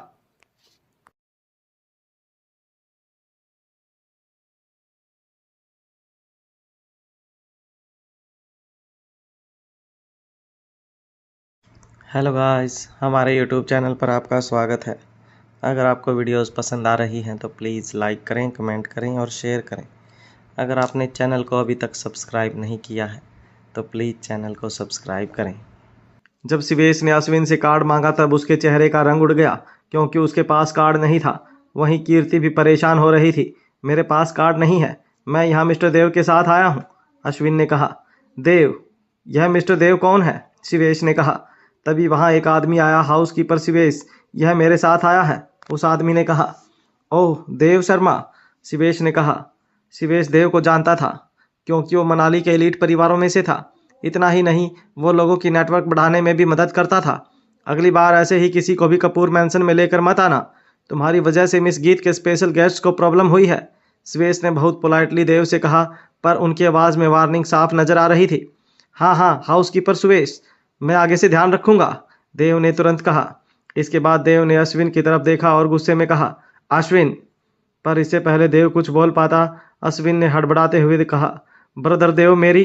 पर देव ने भी अश्विन की कोई बात नहीं सुनी और उसे एक थप्पड़ मारा। उसके बाद देव ने अश्विन से कहा, जल्दी से इनसे माफ़ी मांगो। देव आहान को नहीं जानता था, पर अगर हाउसकीपर शिवेश उसकी साइड ले रहा था मतलब आहान में कुछ तो था। वो शिवेश को ऑफेंड नहीं कर सकता था, पर अश्विन ने ऐसा करके चीज़ें खराब कर दी थी। पब्लिक में देव से थप्पड़ खाने के बाद अश्विन का चेहरा शर्म से लाल हो गया था। उसे थप्पड़ से भी ज़्यादा इस बात का बुरा लग रहा था कि देव चाहता था कि वो हान से माफ़ी मांगे। आंखें अपनी दांत पीस रहा था और मुट्ठी बनाकर गुस्सा कर रहा था। अश्विन को ऐसा करते देख देव ने कहा, क्या हुआ, सही सलामत घर पहुंचना है या नहीं? देव को इस वक्त अश्विन पर बहुत गुस्सा आ रहा था। नहीं, मैं अभी माफ़ी मांगता हूँ। अश्विन के पास देव की बात मानने के अलावा और कोई ऑप्शन नहीं था।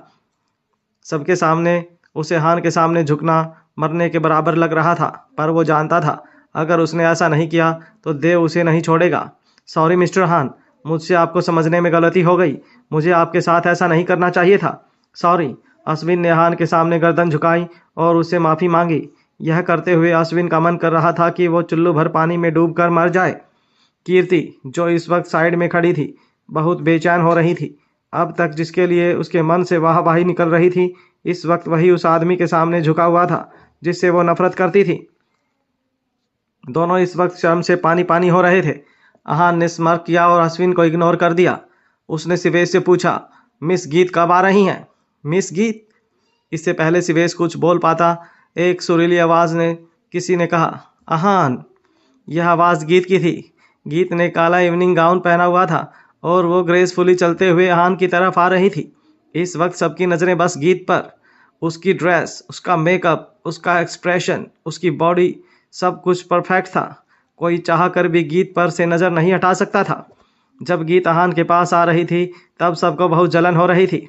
सॉरी अहान, मेरी वजह से आपको इतना इंतज़ार करना पड़ा, गीत ने स्माइल करते हुए कहा। ज़्यादा इंतज़ार भी नहीं किया मैंने, अहान ने कहा। इसके बाद उसने गीत का गिफ्ट निकाला और उसे बर्थडे विश करते हुए गिफ्ट दे दिया। हैप्पी बर्थडे गीत।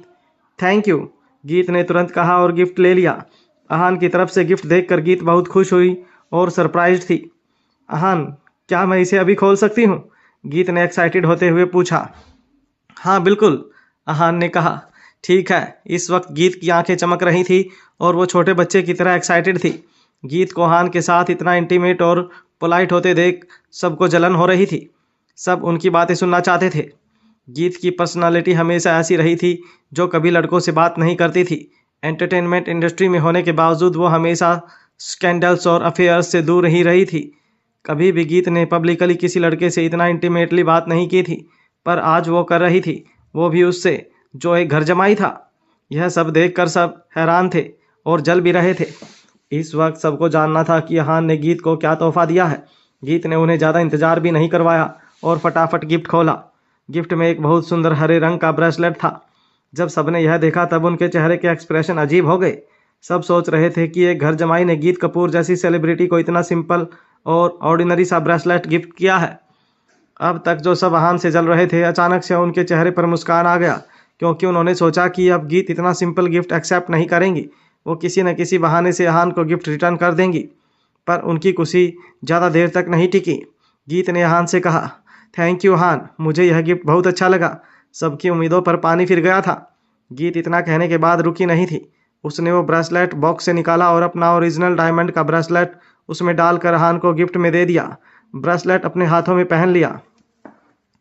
यह देखकर सबकी आंखें खुली की खुली रह गई।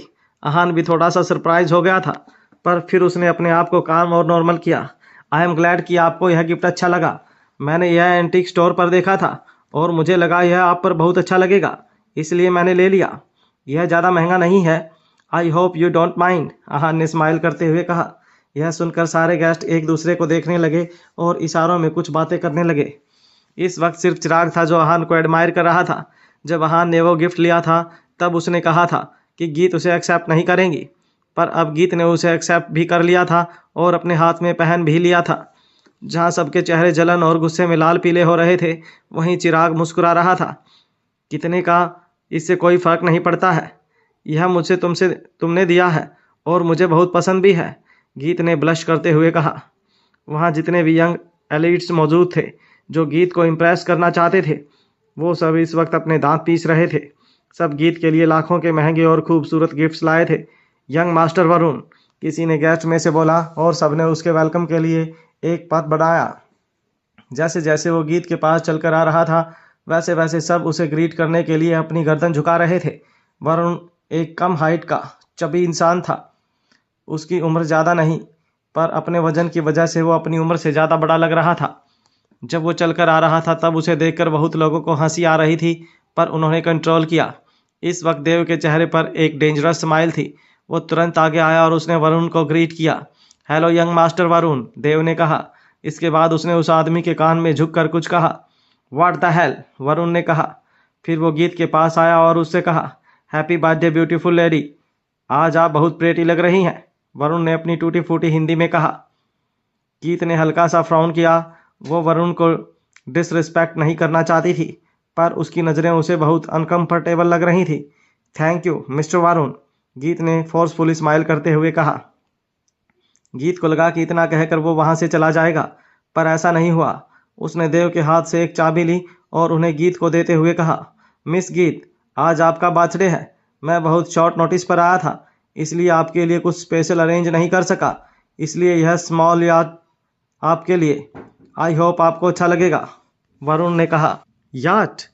वरुण चौबे ने गीत कपूर को याट गिफ्ट किया था, वो भी तब जब वो जल्दी में यहाँ आया था। अगर उसे वक्त मिला होता और वो कुछ प्लान कर पाता तो पता नहीं गीत को क्या गिफ्ट देता। इसके अलावा अगर वरुण यह गिफ्ट दे रहा था तो वो कोई मामूली याट नहीं हो सकता था, जरूर लग्जूरियस याट होगा जिसकी कीमत लाखों में होगी। सब बहुत हैरान थे। गीत ने अपना कंपोजर बनाए रखा और वो कीज वरुण से लेकर सिवेश को दे दी। थैंक यू मिस्टर वरुण, गीत ने कहा। गीत का ऐसा रूखा रिएक्शन देखकर सब हैरान थे। आहान के ब्रेसलेट से गीत इतना खुश हुई थी और वरुण के इतने महंगे गिफ्ट को भी गीत ने बस दिखाने के लिए पोलाइटली एक्सेप्ट कर लिया था। वरुण को बहुत अजीब लगा कि गीत ने उसके गिफ्ट के लिए सिर्फ थैंक यू बोला और कुछ नहीं। यू आर वेलकम मिस गीत। वरुण स्माइल करते हुए वहीं खड़ा रहा। इस वक्त गीत बहुत अनकंफर्टेबल फील कर रही थी और चाहती थी कि वरुण जल्द से जल्द वहां से चला जाए, पर ऐसा नहीं हुआ।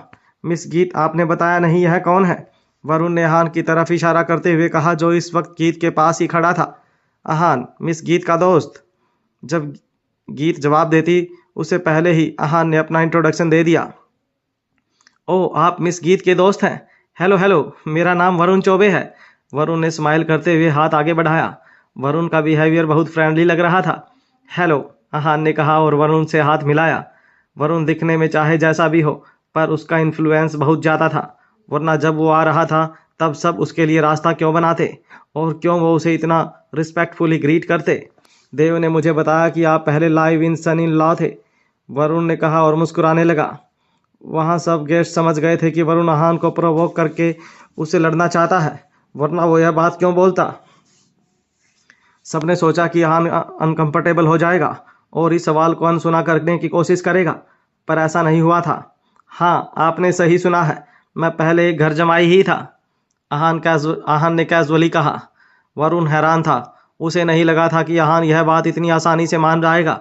फिर उसने तुरंत अपनी बात जस्टिफाई करने के लिए कहा, यू सी, मैं हमेशा अब्रोड में ही रहा हूँ, इसलिए मुझे नहीं पता, बट आई हैव हार्ड कि घर जमाई इज़ नॉट गुड। हाँ, आपने सही सुना है, घर जमाई की ज़्यादा रिस्पेक्ट नहीं होती है, आहान ने भी बहुत कैजुअली कहा। इस बार फिर आहान ने वरुण को अपने जवाब से परेशान कर दिया था। वरुण ने सोचा था कि घर जमाई वाली बात से आहान का ईगो हर्ट हो जाएगा, पर ऐसा कुछ नहीं हुआ था। आहान बहुत नॉर्मल और काम था।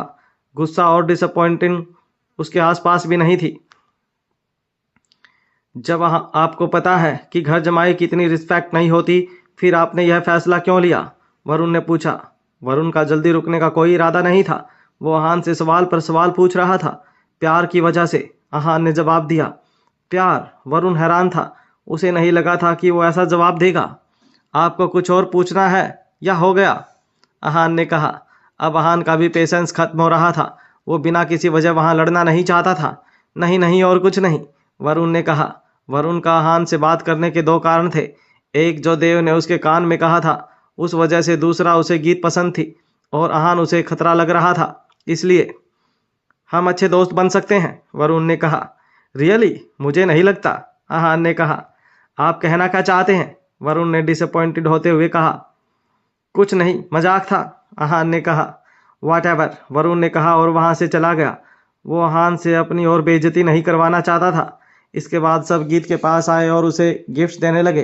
कोई उसके लिए डायमंड्स लाया था तो कोई गोल्ड। सब उसे महंगे और लग्जूरियस गिफ्ट्स दे रहे थे।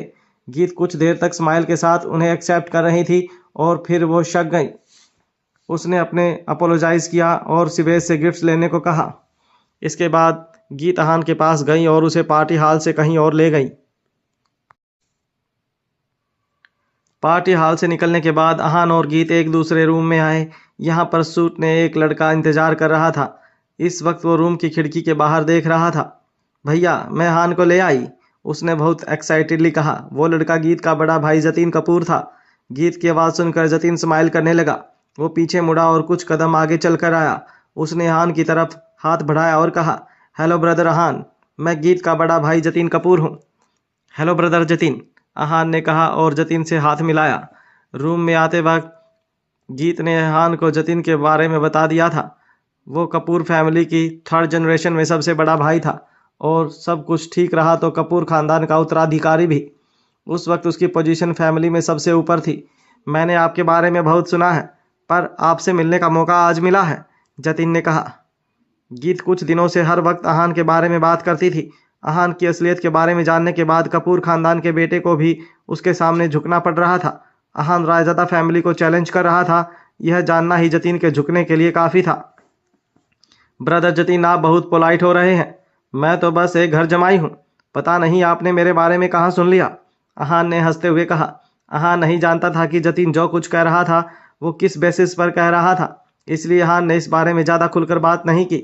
वो अपने सीक्रेट्स खुद ही बाहर नहीं लाना चाहता था। घर जमाई? आपका तो मिस शनाया से डिवोर्स हो गया था ना? जतिन ने हैरान होते हुए पूछा। शनाया और अहान के बीच रिश्ता पता करना कपूर फैमिली के लिए कोई बड़ी बात नहीं थी। शनाया और मेरा डिवोर्स हो गया है पर मैं दिल से आज भी उसे अपनी वाइफ मानता हूँ, अहान ने कहा। लगता है आप मिस शनाया से बहुत प्यार करते हैं। मिस शनाया बहुत लकी है कि उनकी शादी आपसे हुई थी, जतिन ने स्माइल करते हुए कहा। जतिन ने सोचा था कि अहान शिमला अपनी असली आइडेंटिटी छुपाने गया था पर अब उसे लग रहा था कि वो घर जमाई प्यार के लिए बना था। उसे शनाया से प्यार हो गया था। ब्रदर अहान, मेरी घुमा फिरा कर बात करने की आदत नहीं है। जो बात होती है मैं साफ साफ बोल देता हूँ। मुझे जो बोलना है मैं आपसे भी साफ साफ बोलूँगा। मैंने आपको यहाँ 2 बातों के लिए बुलाया है, जतिन ने कहा। हाँ कहो, क्या बात है, अहान ने कहा। वो नहीं जानता था कि जतिन क्या बोलना चाहता था और क्या बोल सकता था। जतिन ने अपना गला साफ किया और कहा, सबसे पहले उस दिन स्टेशन पर गीत की जान बचाने के लिए थैंक यू। हम आपके एहसानमंद हैं और अगर फ्यूचर में आपको किसी चीज़ की ज़रूरत हो तो कपूर फैमिली हमेशा आपके साथ है। आप इस बारे में बहुत सीरियस हो रहे हैं। मैंने गीत की मदद बस कैजुअली कर दी थी, कपूर फैमिली से सपोर्ट के लिए नहीं। इनफैक्ट उस वक्त मैं आपको जानता भी नहीं था कि यह कपूर फैमिली से है, अहान ने कहा। वो सोच रहा था कि जतिन इस बात को लेकर कुछ ज़्यादा ही सोच रहा था। आप नहीं जानते गीत हमारे लिए क्या है। वो दादाजी की फेवरेट तो है ही पर साथ में हम सबकी आंख का तारा है। अगर उस दिन गीत को कुछ हो जाता तो हम उन अटैकर्स को कहीं से भी ढूंढ कर उन्हें मार डालते और फिर ऐसा भी नहीं है कि हम बच जाते। बहुत सारे लोग बस कपूर्स की एक गलती का इंतजार कर रहे हैं। उधर हम अटैकर्स को मारते और इधर शायद कपूर खानदान खत्म हो जाता। इसलिए आपने सिर्फ गीत को नहीं बल्कि पूरे कपूर खानदान को बचाया है, जतिन ने कहा। अगर जो जतिन कह रहा वो सच हो जाता तो मनाली में बहुत खून खराबा होता और मनाली का नक्शा बदल जाता। दूसरी बात क्या है ब्रदर जतिन, अहान ने पूछा। अहान इस वक्त थोड़ा वियर्ड फील कर रहा था क्योंकि उसे नहीं पता था कि उस दिन गीत की जान बचाने के लिए पूरा कपूर खानदान इतना ग्रेटफुल होगा। दरअसल दूसरी बात एक रिक्वेस्ट है। मैं उम्मीद करता हूँ कि आप वो मान जाएंगे, जतिन ने थोड़ा हिचकिचाते हुए कहा। जो भी आप मुझे बोल सकते हैं, अहान ने कहा। क्या आप मेरे ब्रदर इन लॉ बन सकते हो, जतिन ने कहा। क्या, अहान ने मुंह से निकला और उसकी आंखें और मुंह दोनों खुले के खुले रह गए। एक पल के लिए उसे लगा कि उसके कान खराब हो गए थे और उसने कुछ गलत सुन लिया था।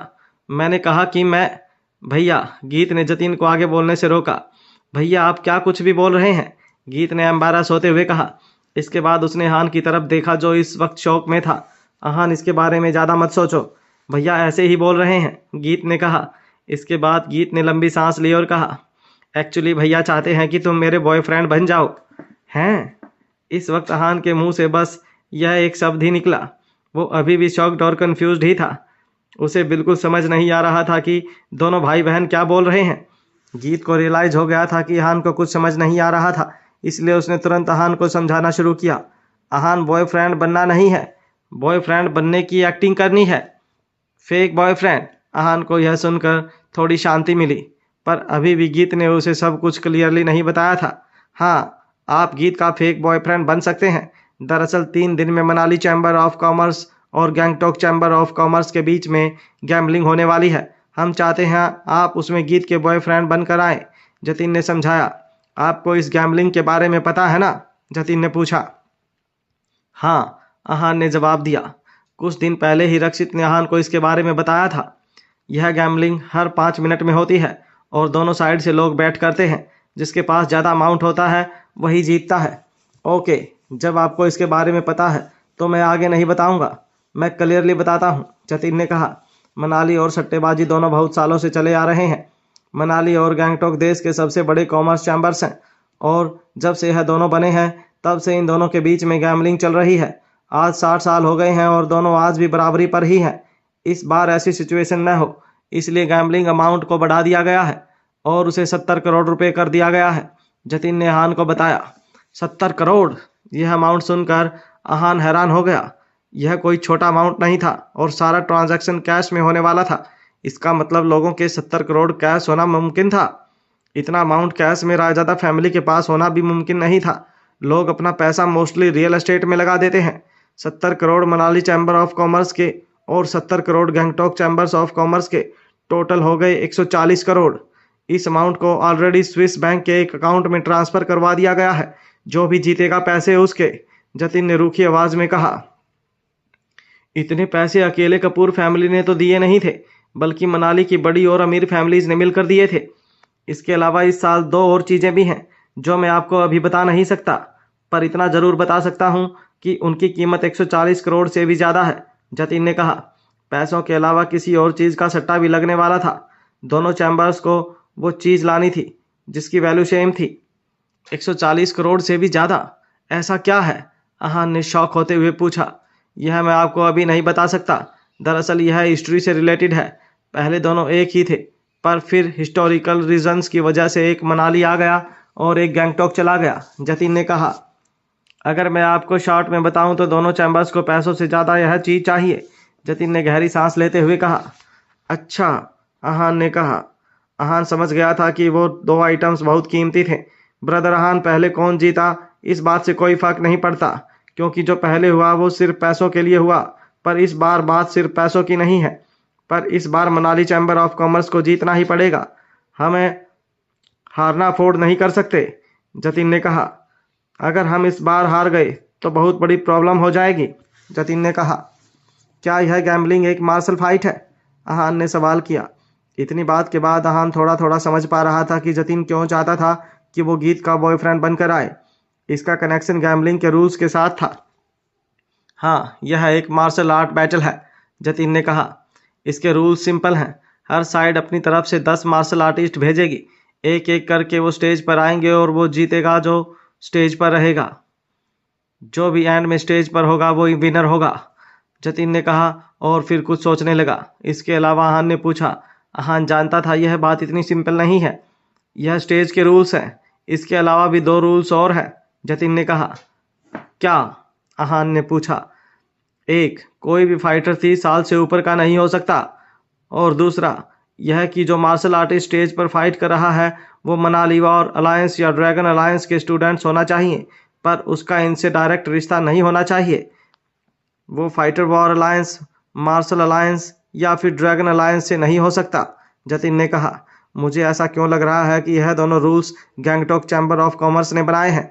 अहान ने पूछा। यह रूल सुनकर अहान को लग रहा था जैसे यह रूल्स बास्टर्ड हैं और गैंगटॉक चैम्बर्स ऑफ कॉमर्स को सपोर्ट कर रहे हैं। इन रूल्स के हिसाब से कोई भी हाई लेवल का मार्शल आर्टिस्ट फाइट नहीं कर सकता था, क्योंकि मैक्सिमम एज ही 30 साल है। इसके अलावा मनाली अलायंस बाहर से भी कोई फाइटर नहीं बुला सकता था। गैंगटॉक के पास अपने फाइटर थे, पर मनाली में कोई भी उनकी टक्कर का फाइटर नहीं था। हाँ, यह सही है। यह सारे rules Gangtok chamber of commerce ने ही सेट किए हैं। हमने बहुत कोशिश की रूल्स को चेंज करने की, पर ऐसा नहीं हो पाया। वो अपनी बात पर अड़े रहे और जब हमने ज़्यादा कहा तब उन्होंने कहा कि वो लोग उस चीज़ को डिस्ट्रॉय कर देंगे जो सट्टे में लगने वाली है, जतिन ने डिसअपॉइंटमेंट के साथ कहा। जतिन की बात से साफ हो गया था कि वो जो भी चीज़ थी पहले पूरी थी, पर किसी वजह से बट गई थी। अब दोनों चैम्बर उस चीज़ को पाना चाहते थे जिसे उसकी सबसे ज़्यादा ज़रूरत थी। वो मनाली चैम्बर्स ऑफ कॉमर्स थी। अहान समझ गया था कि इस बार गैंगटॉक चैम्बर ऑफ कॉमर्स के पास ज़्यादा एडवांटेज है।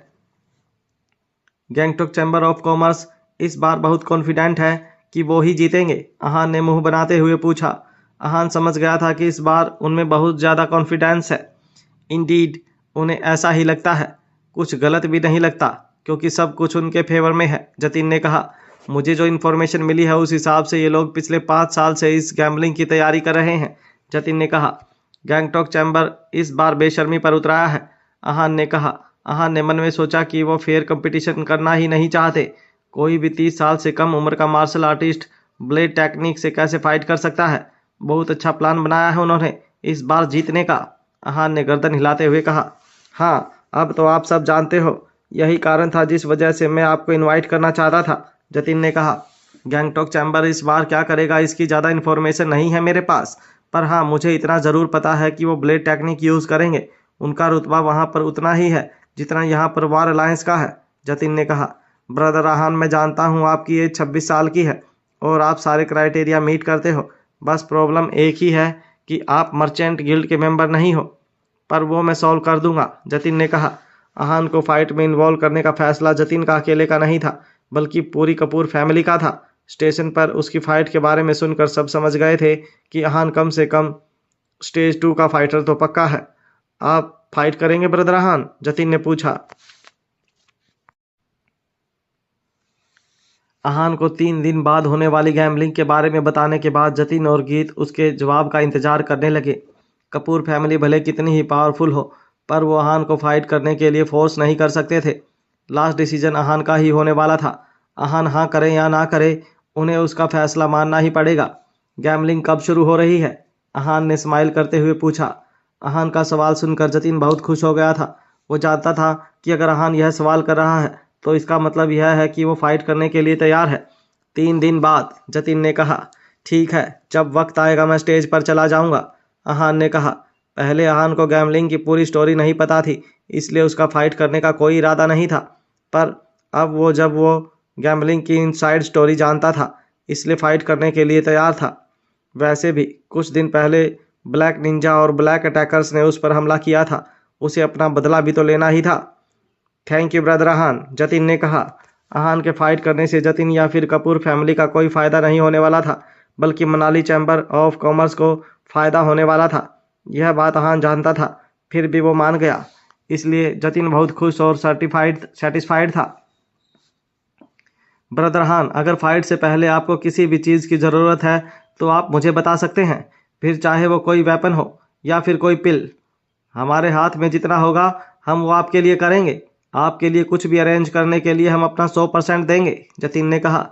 मार्शल आर्ट्स में कम टाइम में कल्टीवेशन बढ़ाने का सबसे अच्छा तरीका पिल्स होता है। पिल्स मिलना बहुत मुश्किल है, पर कपूर फैमिली के लिए नामुमकिन नहीं है। थैंक यू ब्रदर जतिन, पर मुझे किसी चीज़ की ज़रूरत नहीं है। जब टाइम आएगा मैं फ़ाइट करने चला जाऊंगा, आहान ने कहा। कपूर फैमिली को लग रहा था कि आहान स्टेज 2 के फाइनल लेवल का मार्शल आर्ट फाइटर है, पर वो ऑलरेडी मार्शल आर्ट एक्सपर्ट था। इस वजह से उसे किसी भी चीज़ की ज़रूरत नहीं थी। गैंगटॉक के फाइटर से लड़ने के लिए आहान बिल्कुल तैयार था। फिर आपको किसी और चीज़ की चिंता करने की ज़रूरत नहीं है, मैं सब कुछ अरेंज कर दूंगा, जतिन ने कहा। जतिन के साथ गैम्बलिंग के बारे में डिस्कस करने के बाद आहान कपूर मैंसन से निकल गया और चिराग के साथ अंडरग्राउंड पार्किंग में पहुंचा। जब दोनों अपनी कार के पास पहुंचे तब अपनी कार को देखकर दोनों शॉक हो गए। आहान की नई कार को किसी ने बहुत बुरी तरह से डैमेज कर दिया था। उसके विंडशील्ड पर किसी ने कुल्हाड़ी मारी हुई थी। यह बात साफ थी कि उनके वहां से जाने के बाद किसी ने यह सब जानबूझकर किया था। यह सब ज़रूर उस मयूर ने किया है, चिराग ने दांत पीसते हुए कहा। उसके अलावा किसी और को उनसे या उनकी कार से प्रॉब्लम नहीं थी। हाँ, आहान ने कहा। आहान को अंदाज़ा था कि मयूर बदला लेने के लिए कुछ तो करेगा, पर वो यह करेगा इस बारे में आहान ने नहीं सोचा था। आहान, हमें उसे ढूंढकर उसे ऐसा करने के लिए पे करवाना चाहिए, चिराग ने गुस्से में कहा। मयूर से बदला लेने के बाद चिराग का कॉन्फिडेंस बढ़ गया था। पहले अगर मयूर उसकी टांगें भी तोड़ देता तो चिराग कुछ नहीं कहता, पर अब वो शांत रहने वाला नहीं था। हमें उसे ढूंढने की कोई ज़रूरत नहीं है, वो खुद आएगा हमारे पास, आहान ने कहा। आहान जानता था कि सिर्फ कार को नुकसान पहुंचाकर मयूर शांत होने वाला नहीं था। वो खुद आएगा। चिराग कंफ्यूज था। हाँ, तुम्हें क्या लगता है सिर्फ कार तोड़ने से उसका बदला पूरा हो जाएगा? भूलो मत, हमें उसे बहुत थप्पड़ मारे हैं, वो शांत रहने वाला नहीं है, आहान ने मुस्कुराते हुए कहा। अच्छा, चिराग ने कहा। मयूर एक बिगड़ा हुआ अमीर बाप की औलाद था। कार तोड़ना उसके लिए बहुत छोटी बात थी। उसने उन दोनों के लिए ज़रूर कुछ खतरनाक सोच रखा होगा। हाँ, फिलहाल चलो यहाँ से, आहान ने कहा। जब मयूर को अपने पैर पर कुल्हाड़ी मारनी ही थी तो आहान उसकी इच्छा पूरी करने के अलावा और कुछ नहीं कर सकता था। पहले चिराग ने सोचा था कि आहान ऐसे ही बोल रहा था, पर जब वो कार पार्किंग से बाहर निकले तब उन्होंने एक काले रंग की गाड़ी देखी। इससे पहले वो कुछ समझ पाते एक आदमी गन के साथ उतरा और उन दोनों से कहा, चुपचाप कार में बैठो। गन देखकर चिराग की आंखें तुरंत बड़ी हो गई। उसमें चाहे कितना भी कॉन्फिडेंस हो, पर इस वक्त उसके सामने एक बहुत बहुत खतरनाक वेपन था, गन। वो वहां से भागना चाहता था, पर उसके पैर जम गए थे। उसने डरते हुए हान की तरफ देखा, जो इस वक्त बिल्कुल शांत खड़ा था। ऐसा लग रहा था जैसे हान के सामने कोई असली बंदूक नहीं बल्कि कोई खिलौना था। तुम्हें मयूर ने यहाँ भेजा है? अहान ने पूछा। गन अहान से कुछ इंच ही दूरी थी, पर फिर भी उसे डर नहीं लग रहा था। तुमने सुना नहीं मैंने क्या कहा? चुपचाप कार में बैठो, उस आदमी से फिर से कहा। उसकी आवाज़ में गुस्सा था। इतना कहने के बाद वो आदमी हान के और पास आ गया। इन सब से चिराग इतना डर गया था कि उसकी टांगें कांपने लगी। चलो कार में बैठो, अहान ने बहुत कैजुअली चिराग से कहा। चलो, तुम में थोड़ी अकल तो है, गन वाले आदमी ने कहा और अपनी गन हटा ली। इसके बाद अहान और चिराग कार की पीछे वाली सीट पर बैठ गए। कार में पहले से एक ड्राइवर और 2 लोग और थे। उन 2 लोगों ने चेहरे पर मास्क लगाया हुआ था और उनके पास भी गन थी। यह सब देखकर चिराग के दिल की धड़कनें बहुत बढ़ गई थी। इस वक्त वो 3 लोगों के बीच में था जिनके पास गन थी। उसकी बचने की सारी उम्मीदें लगभग खत्म हो चुकी थी। अब मैं तुम्हारे सवाल का जवाब दूं, गन वाले आदमी ने कहा। हाँ, मुझे मयूर सर ने ही भेजा है, उसने अहान को घूरते हुए कहा। मुझे पता था, मैं तो बस कंफर्म करना चाहता था, अहान ने कहा और मुस्कुराने लगा। अब कंफर्म हो गया है तो तुम क्या कर लोगे? उस आदमी ने कहा। जब मयूर ने उसे कॉल करके अहान को लाने के लिए बोला था, तब उसे लगा था कि अहान कोई टक्कर का आदमी होगा, पर जब वो चुपचाप कार में बैठ गया तब उसे लगा कि अहान कोई बहुत साधारण आदमी है। तुम्हें जल्दी ही पता चल जाएगा, अहान ने कहा। अहान अगर चाहता तो उस आदमी को कार के बाहर ही सबक सिखा सकता था, पर ऐसा करने का कोई फायदा नहीं होने वाला था। मयूर दूसरे गुंडों को भेज देगा और यह सिलसिला ऐसे ही चलता रहेगा। इससे अहान की बहुत एनर्जी वेस्ट हो जाएगी। इसलिए अहान सीधा मयूर से डील करना चाहता था और इस मामले को एक बार के लिए ख़त्म करना चाहता था। अहान की बात सुनने के बाद उस आदमी ने गन को नीचे रखा और अपना फ़ोन निकालकर मयूर को फ़ोन किया। मयूर सर, हमने उसे पकड़ लिया है। आप बताओ उसे कहाँ लेकर आना है? मैं अभी उसे लेकर आता हूँ, उस आदमी ने प्राउडली कहा। वेरी गुड, तुम तो बहुत फास्ट हो, मयूर ने सिगरेट पीते हुए कहा। मैं इस वक्त गोल्डन रेजिडेंट में हूँ, तुम उसे लेकर वहां पर आ जाओ, मयूर ने कहा। ओके मयूर सर, गन वाले आदमी ने कहा और फ़ोन रख दिया। भाई मयूर सर, इन दोनों के साथ क्या करने वाले हैं? ड्राइवर ने पूछा। वो तो मयूर सर के मूड पर डिपेंड करता है, गन वाले आदमी ने कहा। चलो अंदाज़ा लगाते हैं, हम तो मयूर सर के साथ इतने सालों से हैं, कितनों को मरते देखा है, इसलिए इनके साथ क्या होगा इसका अंदाज़ा लगाते हैं, पीछे बैठे आदमी ने कहा। वो दोनों अहान और चिराग को डराना चाहते थे और उन्हें परेशान कर रहे थे। अगर उनका मूड अच्छा हुआ तो उनके टुकड़े करके कुत्तों को खिला देंगे, और अगर उनका मूड खराब हुआ तो फिर वो इनकी फैमिली के साथ भी ऐसा ही करेंगे, गन वाले आदमी ने कहा और हंसने लगा। उसे देखकर कार में चिराग और अहान को छोड़कर बाकी सब भी हंसने लगे। सब जानते थे कि मयूर ऐसा कर सकता था। वो बहुत अनरीजनेबल और पागल किस्म का आदमी था। यह सब बातें सुनकर चिराग को डर की जगह अब गुस्सा आने लगा। खुद को और अपने परिवार को बचाने का जोश उसकी आंखों में साफ नजर आ रहा था। अगर उसने अहान के साथ मिलकर उन आदमियों को फेस नहीं किया तो फिर उनकी मौत होने से कोई नहीं बचा सकता था। उसे अपनी और अपने परिवार की जान के लिए लड़ना ही था। चिराग ने उसी जोश के साथ अहान की तरफ देखा जो उसे ही देख रहा था। चिराग की आंखें देखकर अहान बहुत खुश था। चिराग की आंखों में उसका फैसला साफ नजर आ रहा था। चिराग को और पावरफुल बनाया जा सकता था। कोई भी जो चिराग को पहली बार देखेगा उसे यही लगेगा कि चिराग कोई फैसला नहीं ले सकता, पर इस बार इतने क्रूशियल टाइम पर चिराग ने सही फैसला ले लिया था। चिराग के लड़ने के फैसले ने अहान को बता दिया था कि वो डरपोक नहीं है, बस उसे थोड़ी मोटिवेशन की ज़रूरत है। जब वक्त आएगा वो अपने लिए और अपनों के लिए लड़ सकता है। तभी अचानक से अहान ने कुछ किया। उसके हाथ बिजली से भी तेजी से चले और उसने पीछे बैठे दोनों मॉक्ड आदमियों की गर्दन पर अपनी हथेली से अटैक करने के लिए तैयार हुआ। तू, इससे पहले वो दोनों कुछ बोल पाते, अहान ने उन पर अटैक किया और उनके हाथ से गन नीचे कर गिर गई। इसके बाद अहान ने फिर से एक बार उनकी गर्दन पर चॉप अटैक किया और वो दोनों कुछ बड़बड़ाते हुए बेहोश हो गए। यह होना जितना कॉम्प्लिकेटेड लग रहा था उतना ही आसानी से अहान ने कर दिया था। आगे बैठे हुए आदमी को एहसास हुआ कि कुछ गड़बड़ है, इसलिए वो अपनी गन निकाल कर पीछे मुड़ा, पर जैसे ही पीछे मुड़ा अहान ने उन मास्क्ड आदमियों की गन उठा ली थी और आगे वाले आदमियों के बहुत नज़दीक बंदूक तान दी थी। अगर तुम हिले तो मैं ट्रिगर दबा दूंगा, अहान ने कहा। उस आदमी का शरीर तन गया था। उसे कुछ समझ नहीं आ रहा था। उसे अहान के ओरा से ही पता चल गया था कि अगर उसने कुछ भी किया तो अहान जो बोल रहा है वो वही करेगा। अहान, यह सब देखकर चिराग हैरान था। 5 सेकंड से कम वक्त में अहान ने 2 लोगों को बेहोश कर दिया था और अब एक के सामने बंदूक तान रहा था। सिचुएशन बिल्कुल बदल गई थी। जब तक जिसके हाथ में सारा पावर था वो अहान के सामने डर कर बैठा था। चिराग को समझ नहीं आ रहा था कि अहान हवा से भी तेज कैसे हो सकता है। ड्राइवर को यह सब कुछ मिरर में नजर आ रहा था। वो कोई बहुत बड़ा फाइटर नहीं था, इसलिए उसका डरना नॉर्मल था। यह सब कुछ देखकर उसके हाथ कांपने लगे और कार का बैलेंस खराब हो गया। इस मौके का फायदा उठाकर आगे बैठे हुए आदमी ने अपना मूव किया। वो इतना सिंपल नहीं था कि अपनी मौत का इंतजार करे। वो हर मौके का फायदा उठाना चाहता था। उसे लग रहा था कि अचानक से अहान पर हमला करके वो खुद को बचा सकता है। उसने गन की जगह चाकू निकाला और अहान की गर्दन की तरफ अटैक करने की कोशिश की, पर अहान ने उसका हाथ रोका और उसकी कलाई मोड़ दी। इस वक्त जो अहान आवाज आई वो उस चीख की और कलाई टूटने की थी। तुमसे मैंने कहा था ना कि कोई होशियारी मत करना, पर तुमने मेरी बात नहीं मानी, अहान ने कहा। उस आदमी को समझ नहीं आ रहा था कि वो क्या करे। उसकी कलाई में बहुत दर्द हो रहा था और वो बहुत तेज चिल्ला रहा था। उसने अहान को बहुत ही डरते हुए देखा। वो आदमी कोई मामूली आदमी नहीं था। वो असैसिनेशन एक्सपर्ट था, पर अहान ने उसे ऐसे कुछ ही पल में इंजर कर दिया था। तुम कौन हो? उस आदमी ने पूछा। वो जानता था कि अहान कार में घुसने से पहले ही उससे डील कर सकता था, पर उसने ऐसा नहीं किया क्योंकि वो मयूर तक पहुंचना चाहता था। इतना स्मार्ट तो वो भी था। मैं कौन हूँ? अहान ने कहा। मैं वो हूँ जिसे ऑफेंड करके तुमने गलती कर दी है, अहान ने सरकास्टिकली मुस्कुराते हुए कहा।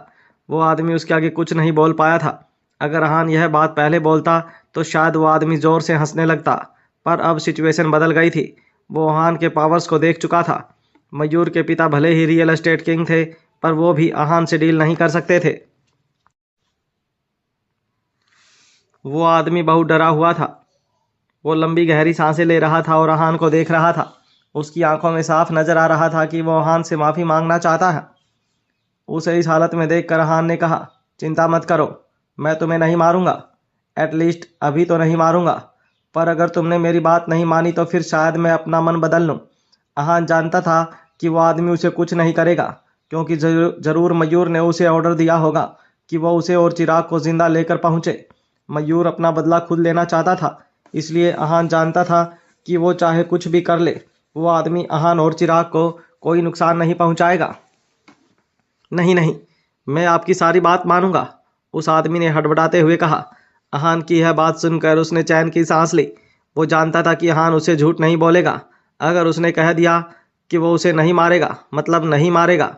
अगर अहान को उसे मारना ही होता तो उसे सिर्फ ट्रिगर दबाने की देर थी। वो बातों में इतना वक्त बर्बाद नहीं करता। अहान की वजह से ड्राइवर बहुत डर गया था। यह देखकर अहान ने ड्राइवर की तरफ देखा और कहा, चिंता मत करो, तुम्हें भी मैं कुछ नहीं करूँगा। बस जहाँ मयूर ने हमें बुलाया है वहाँ लेकर चलो।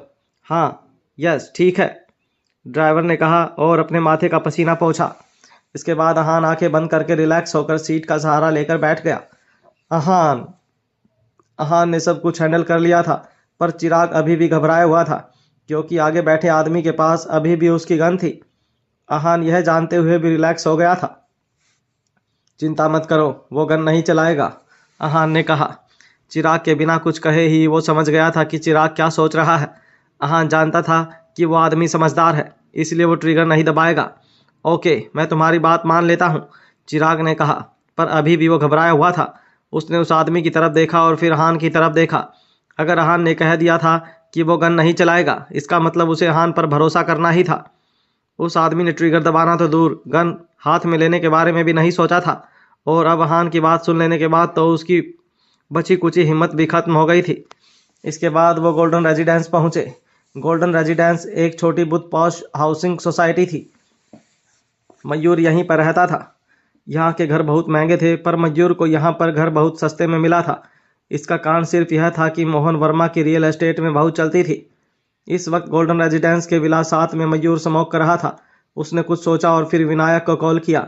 इस वक्त विनायक, अनीका और विनायक के 2 दोस्त साथ में ही थे। विनायक, वहाँ का काम हो गया? मयूर ने पूछा। हाँ मयूर भाई, हो गया, विनायक ने कहा। इस वक्त वो लोग हॉस्पिटल से बाहर निकल रहे थे। गुड, अब एक काम करो, जल्दी से गोल्डन रेजिडेंस आ जाओ, मैं यहीं पर हूँ और वो लड़का भी यहीं आ रहा है, मयूर ने कहा। वो लड़का मिल गया? विनायक ने पूछा। हाँ, तुम्हारे कजिन ने उसे ढूंढ लिया, मयूर ने कहा। ठीक है, मैं अभी आ रहा हूँ, विनायक ने कहा। उसके बाद विनायक ने फ़ोन रख दिया। चलो, आज अपना सारा गुस्सा निकालने के लिए हमारे पास 2 लोग हैं, विनायक ने कहा। विनायक जिस गुस्से के साथ यह बात बोल रहा था, ऐसा लग रहा था जैसे वो आहान को जिंदा नहीं छोड़ेगा। यह तुम्हारा कजिन कुछ ज़्यादा ही पावरफुल नहीं है? उसने उस लड़के को ढूंढ भी लिया, विनायक के भाई ने कहा। हाँ, वो एक प्रोफेशनल है, ऐसे मामूली लोगों को ढूंढना उसके लिए बाएं हाथ का काम है, विनायक ने कहा। अंडरग्राउंड पार्किंग से निकलने के बाद मयूर ने सबसे पहले कुछ लोगों को आहान को मारने के लिए कॉल किया, पर उन्होंने आहान की पावर देखते हुए इस मामले में इन्वॉल्व होने से मना कर दिया। तब विनायक ने अपने कजिन ऋषि को कॉल किया। ऋषि एक प्रोफेशनल किलर था और इस वक्त मनाली में ही था। उसे भरोसा था कि ऋषि आहान से लड़ने में नहीं डरेगा, और ऐसा ही हुआ। विनायक की बात करने के बाद ऋषि 1 घंटे के अंदर कपूर मैंसन पहुंचा और आहान को किडनैप करने का पूरा प्लान बनाया। वो चारों गोल्डन रेजिडेंस के लिए निकले। इस वक्त विनायक अपने रूम की बालकनी में बैठा था और वाइन पी रहा था। उसकी नज़र लगातार मेन गेट पर थी। गेट के सामने एक कार रुकी। वो चारों उस कार में से बाहर निकले। तुम लोग आ गए, मयूर ने एक्साइटमेंट के साथ कहा।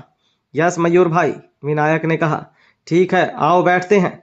वो लोग भी उन दोनों लड़कों को लेकर आते ही होंगे, मयूर ने कहा। इसके बाद सब लोग सोफे पर बैठ गए। अनिका बहुत इंटीमेटली मयूर के बाहों में जाकर बैठ गई। उसे मयूर की बॉडी से किसी लड़की की परफ्यूम खुशबू आ रही थी, पर उसने कुछ नहीं कहा, बल्कि उससे पूछा, मयूर बेबी, तुम्हारी इंजरीज कैसी हैं? थोड़ी ठीक है, बाकी जब मैं उस लड़के को मारूंगा तभी मुझे आराम मिलेगा, मयूर ने कहा। मयूर भाई, ऋषि ने क्या कहा था? वो लोग यहाँ कितनी देर में आ रहे हैं? विनायक ने पूछा। विनायक को बहुत अजीब लग रहा था, क्योंकि कपूर मैंसन गोल्डन रेजिडेंस से ज़्यादा दूर नहीं था। फिर वो लोग वहाँ अब तक क्यों नहीं पहुँचे थे? नहीं, उसने टाइम के बारे में तो कुछ नहीं कहा, बस इतना कहा कि वो लोग उन दोनों को लेकर आ रहे हैं, मयूर ने कैजुअली कहा। पता नहीं वो लोग अब तक पहुंचे क्यों नहीं है। कपूर मैंसन यहाँ से दूर भी नहीं है और इसी भाई का ड्राइवर भी कार स्पीड में ही चलाता है, विनायक ने कंसर्न दिखाते हुए कहा। अरे तुम चिल करो, वो आते ही होंगे, इतने उतावले क्यों हो रहे हो, मयूर ने कहा। ऋषि के साथ 2 किलर्स और 3 गन्स थी। अगर इसके बाद भी वो आहान और चिराग को हैंडल नहीं कर पाए तो फिर किसी के बस का कुछ नहीं था। हमें तो यह सोचना है कि हम उन दोनों के साथ डील कैसे करेंगे, विनायक ने कहा। मयूर ने विनायक और बाकी सब को वहाँ इसलिए बुलाया था ताकि वो सब मिलकर आहान और चिराग से बदला ले सके। वो जानता था कि वो आहान को अकेले नहीं हैंडल कर पाएगा। हम उन दोनों की टांगें तोड़ेंगे और फिर उन्हें ज़मीन पर लेटाकर माफ़ी मंगवाएंगे। वो जब हमारे सामने गिड़गिड़ाएंगे तब उन्हें हम माफ़ करने के बारे में सोचेंगे। विनायक जब यह बातें बोल रहा था तब उसकी आंखों में गुस्सा और नफरत थी। श्योर, मयूर ने कहा और हंसने लगा। सब बेसब्री से आहान और चिराग का इंतजार करने लगे। तभी घर के आगे एक और कार आई। वो लोग आ गए, मयूर ने उछलते हुए कहा। वो कार ऋषि की ही है ना, मयूर ने कन्फर्म करते हुए पूछा। हाँ, वो कार ऋषि की ही है, विनायक ने कहा। चलो चलकर उन्हें साथ में ग्रीट करते हैं, मयूर ने सरकास्टिकली कहा। कार पार्क होने के कुछ देर बाद तक कोई भी बाहर नहीं आया। तब विनायक और मयूर एक दूसरे को देखने लगे। 2 मिनट बाद कार का दरवाज़ा खुला और आहान बाहर आया। आ गए नालायक, कैसा सरप्राइज़ मिला तुम्हें, मयूर ने आहान को ताना मारते हुए कहा। मैं सरप्राइज हूँ या नहीं, आहान ने कहा। बेवकूफ़ लड़के, यह बात तो मुझे तुमसे पूछनी चाहिए। मतलब तुम कहना क्या चाहते हो, मयूर ने कहा। चलो कोई बात नहीं, अब पूछ लेता हूँ। मुझे ऐसे देखकर सरप्राइज नहीं हो तुम, आहान ने कहा। मयूर खुशी में इस तरह पागल हो रहा था कि उसे एहसास ही नहीं हुआ कि आहान बिना किसी चोट के बहुत कामले उसके सामने खड़ा था। ऐसा लग रहा था जैसे वो वहाँ अपनी मर्जी से आया हो। अचानक से विनायक को एहसास हुआ कि किडनैप्ड इंसान का एटीट्यूड ऐसा नहीं हो सकता था। उसके माथे से पसीना आने लगा। तभी ऋषि भी कार से बाहर आ गया। मयूर ने जब ऋषि को देखा तब उसे लगा कि कुछ गड़बड़ थी। ऋषि के चेहरे का रंग उड़ा हुआ था और उसका हाथ टूटा हुआ था। मयूर और विनायक ने एक दूसरे की तरफ देखा। उनके माथे पर पसीना था और हाथ के रोंगटे खड़े हुए थे। इस वक्त उनमें सोचने की शक्ति खत्म हो चुकी थी। अनिका भी बहुत हैरान और परेशान थी। सबकी आंखें ऐसी खुली हुई थी जैसे उन्होंने कोई भूत देख लिया हो।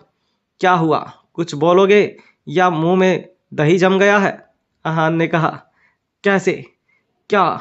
यह हो क्या रहा है? मयूर ने हड़बड़ाते हुए कहा। उसके मुंह से ढंग से शब्द भी नहीं निकल रहे थे।